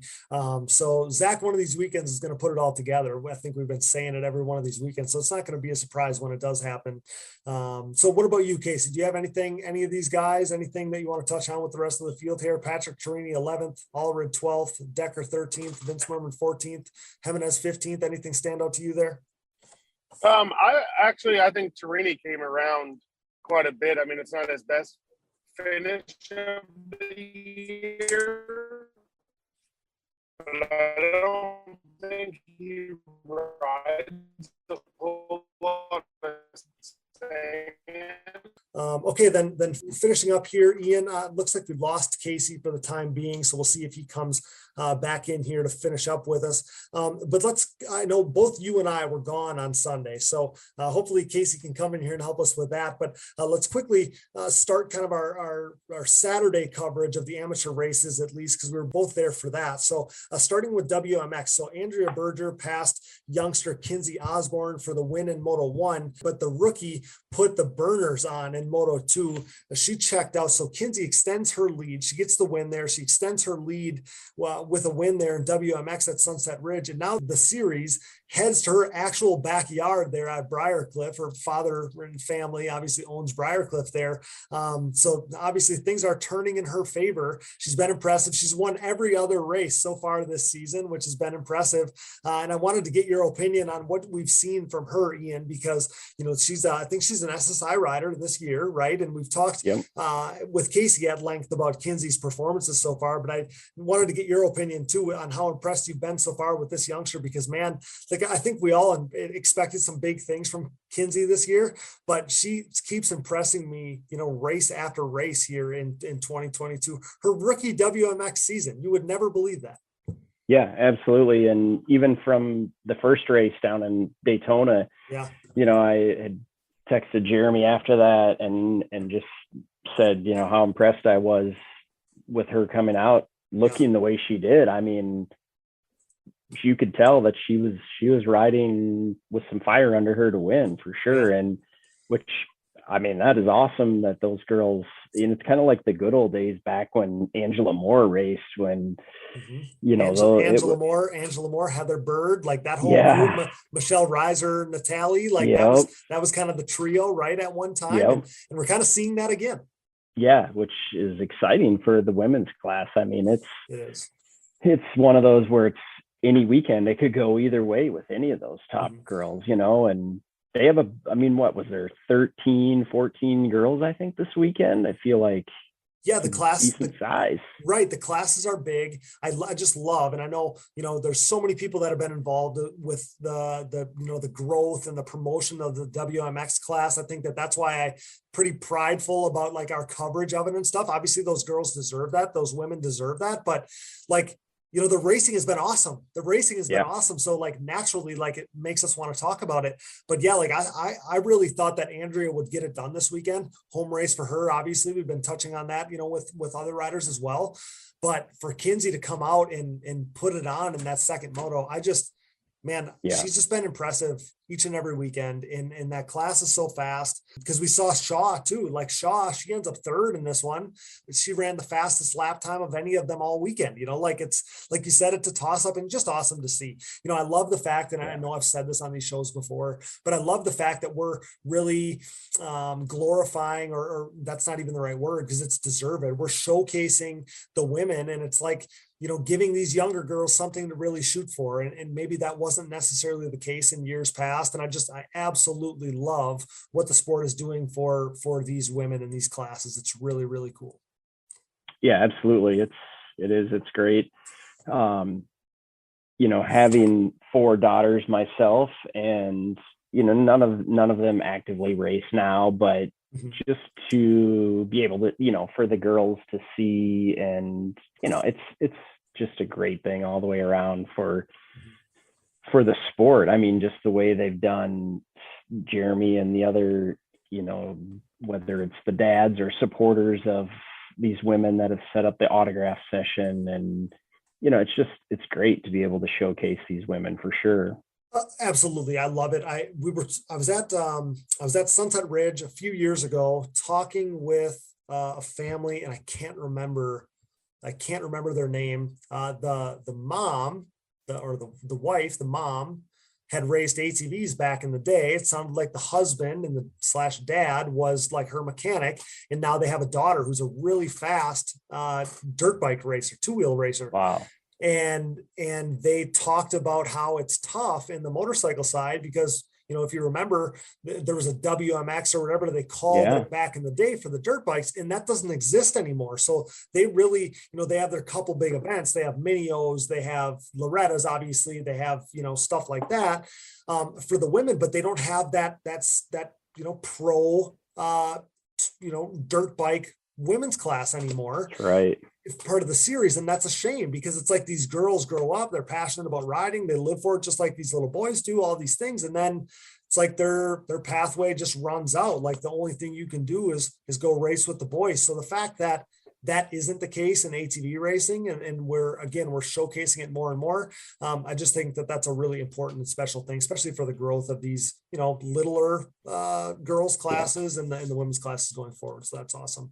The other Saturday only class is Pro Sport, where we saw Brett Musig grab his 4th win, followed by Zach Kazmarek and Aaron Salinas there in Pro Sport. How impressive are these classes, Ian? They're so fast. They're so deep. There's so many guys. There's qualifiers, which is so awesome to see. So much young talent coming up. I feel like Pro Sport almost even more than Pro Am, because maybe there's more riders in there. I think that Brett being in there and Zach too kind of adds obviously clout. Look at, they went 1 and 2, but Pro Sport is might be my second favorite class to watch. So as we have you in here, I wanted to at least touch on that. I know you watched some of these classes on Saturday, and again, that's turned into a can't miss class, I think. Yeah, for sure. And I always get a chuckle, Kazmarek comes back, and right, being a local even to this track. And did he pull the whole shot in his division? I think he may have. He did. And I just because he chuckle, won, he won his division, I think. Yep, that's right. And I believe he only has a Yamaha. He rides his Yamaha a little bit. He races Johnny's bike at these races. It looks like the same old Zach Kazmarek. It's crazy. I love to see it. It's just awesome. But any of those guys, I mean, Launderville's in there. I mean, any of those guys. Yeah, I mean, you just enjoy watching those races. I mean, because those guys are so dead serious, and they each want to win and get up there as bad as each other, Well, I think the cool part is that you got so many different guys in different places, like in different places in their career, like last year when Brett and I and Zach were in there, and DeNoble was in there at Redbud. You got all kinds of past pros, and then you got these young kids who are so hungry and just getting started. They're future pros, and it's like you throw them all into the same class. I just think that that's the coolest concept. I love that. Yeah, definitely. And I was watching the second motos of that on Saturday, and standing right up in the top after the finish line near where Bryce had crashed, but it would be the outside line there. In this class, I watched at least 3 guys come over there, take that outside, and they overjumped that double there. And there was a gnarly kicker even on the outside, as well as obviously the inside where Bryce crashed. And I've seen guys, in fact, Corey Edwards, someone said that he crashed maybe in the first moto, but in the second one, he was side saddling that thing. Both legs were off on the right side. And then after that, I seen 2 other guys come over there, and legs were up almost scorpion over the handlebars, Yeah, I mean, they were just going for it. And yeah, that it was crazy. It's just awesome to see, again, to have so much talent in one class. I feel like, the future looks so good for the pro class because there's so many fast kids in these fast classes. And it's something that we talk about all the time. I feel like when we talk about like the younger up and coming kids, the 250 classes and whatever, but these 250 classes are so gnarly. It's grooming these guys to go like right to pro sport, and they're competitive, and it's truly awesome to see. Like I said, it's going to bode well going forward for the series, these classes. I think that we're going to see just, more and more kids going to pro sport and going to pro-am right away and being really fast. So Brett in that pro sport class is a 31-point lead at this point. I don't think that anybody's going to catch Brett. And I knew it from the very beginning of the season with the starts he get, with how crafty and great of a racer he's always been.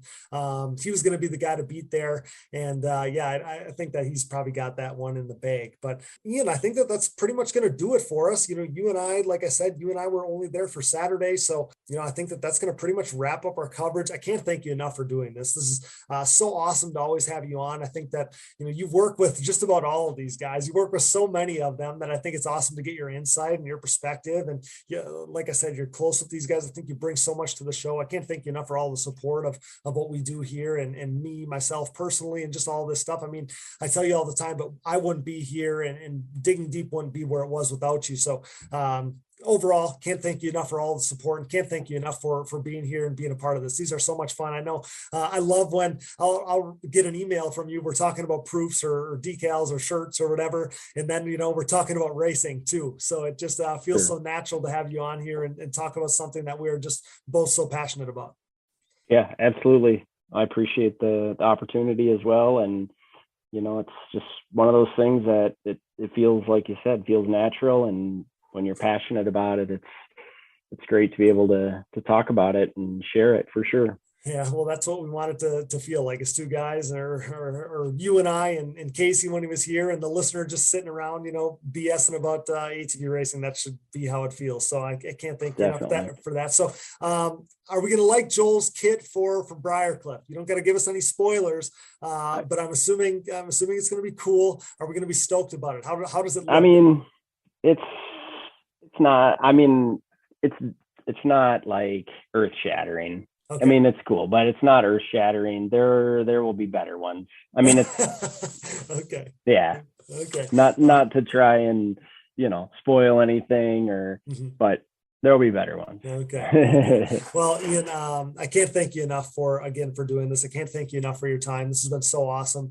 Any evening like this spent talking about ATV racing is one well spent. So I appreciate you being here and being a part of this episode. And again, all the support of us. I just can't thank you enough for it, pal. For sure. Thanks, Cody. Appreciate it. Awesome. Thanks, Ian. That's a wrap on our Sunset Ridge review episode with SSI Decals, Ian Harris, and previously Impact Solutions, Casey Greek, brought to you by Manscaped and Rocky Mountain ATVMC. Thanks, Ian. Thank you. All right. We never did get Casey back. He was driving, returning from a week of testing with the boys. I want to thank him for always making Digging Deep a priority and making time for us. It means the world to me. He brings so much to the show. But I do want to quickly hit on some of the amateur standouts, starting with Pro-Am, as Joseph Chambers grabbed his first win in Pro-Am, followed by Dane Molander and Aaron Salinas, again, just like Pro Sport. So Joe Chambers has been impressive all season long. Salinas has been rock solid as always. And shout out to Dane Molander for overcoming a horrendous crash on Saturday in Pro Sport to podium on Sunday. So that was impressive by Dane there in Pro-Am. Dane is the points leader in Pro-Am, +7 over Salinas and +13 over Chambers. So this is going to be fun to watch down the stretch. Pro-Am is going to be one that you don't want to miss in these last 4 races of the season as they duke it out. These guys duke it out for the championship here in 2022. Other notables, JJ Launderville won 450A and Production A. Peyton Lingle, who Logan Stanfield referenced for wrapping his helmet. Peyton works at SSI Decals, of course, finished second in both of those classes to JJ Launderville. Shout out to Grant Olson for winning Production B. The youngster has grabbed a few wins in the B class so far this season. Jeff Robbins continues to dominate the vet classes. A couple more wins for him in Illinois. Natalie Jackson won women's 15+. Joey Norris grabbed 2 250 wins, and Matt Greenwald claimed the other one. Damian Hubert grabbed 2 wins in the Super Mini and School schoolboy classes, and Logan Masway added a pair of wins in the 50 classes. Those were some of our amateur standouts. There was obviously plenty more, but glad to hit on at least some of them before we get out of here. Major thanks to all of tonight's awesome guests, Chad Wienen, Brandon Hoag, Logan Stanfield, Ian Harris, and Casey Greek. Thanks to producer Dallas Jansen, my brother, for all his hard work. Thanks to our donors. You know who you are. We appreciate you so much. Thanks to our partners, CST Tires. Go to shop.csttires.com today. Yamaha, thanks to Blue Crew. SSI Decals, DID Racing Chain, Namura Technologies, Bronco ATV and UTV Components, Impact Solutions, Launderville Steel Enterprises and Concrete Supply, the financial advice of the Haymauer Financial Group, Forworks Carbon, DP Brakes, Factory 43, Integrated Financial Concepts and their Safe to Race and Safe to Ride insurance programs, Binky's Forever ATC Museum, Blenzall Oil, the official oil choice of Digging Deep, Evans Waterless Power Sports Coolant, Walsh Racecraft, and Manscaped. Get 20% off and free shipping with code DiggingDeep20 at manscaped.com. Support the brands that support our show, and don't forget to use those codes to save. Find it all on our website, and be sure to click those Rocky Mountain ATVMC and Amazon banners for all your gear and parts needs, everyday needs, and to help us out. And most of all, thanks to you guys for listening. Our show merchandise, including our new Can't Win tees, is all available at shop.diggingdeepatvmx.com, so check that out today. If you're looking for another easy way to help support us, visit our website and click the Patreon or Buy Me a Coffee buttons. This allows you to set up a one-time or monthly contribution to support our efforts. Give us a call using our voicemail line. Give us your reaction to the show, the races, and or everything in between. I would really like to get in the rhythm of getting some calls each week for us to react to. That would be great. So we would really like to play those on the show and react to what you have to say. The number is 920-569-3519. We want to hear from you, so give us a call. Follow the show on social media, Digging Deep ATVMX Podcast, and myself, Cody Jansen, for additional content, coverage, and more fun stuff in the midst of this 2022 season. You can find us on Apple Podcasts, Google Podcasts, Amazon Podcasts, Spotify, Stitcher, and more. Wherever you find podcasts, you'll find the Digging Deep ATVMX Podcast. All episodes, additional podcast providers, sponsor links, and discount codes, show merchandise, fantasy info, and more can all be found on our website, diggingdeepatvmx.com, so check that out today. Shout out to our 3 Digging Deep ATVMX fantasy winners from Sunset Ridge, Josh Gaynor, Jeremy Harris, and my mom, Lisa Jansen. Credit to those 3 for winning fantasy at Walnut, and those perfect fantasy teams of theirs that featured Wienen, Hoag, Stanfield, and Vince Merman. 3 of those riders were on our Sunset Ridge review show here, so that was pretty special. As for me, I'll just be over here sporting my I Can't Win Digging Deep ATVMX fantasy shirt, so don't mind me. Be a friend, tell a friend. Please download, subscribe, rate, review, and share. And with that, for Chad Wienen, Brandon Hoag, Logan Stanfield, Ian Harris, Casey Greek, Brooke Catherine, Dallas Jansen, and I'm your host, Cody Jansen. Thanks for listening to and making us the #1 podcast in ATV racing with over 159,000 downloads last month in 88 total countries. Until next time, thanks for joining us in Digging Deep with the Stars of ATV Motocross. See you at Briarcliff.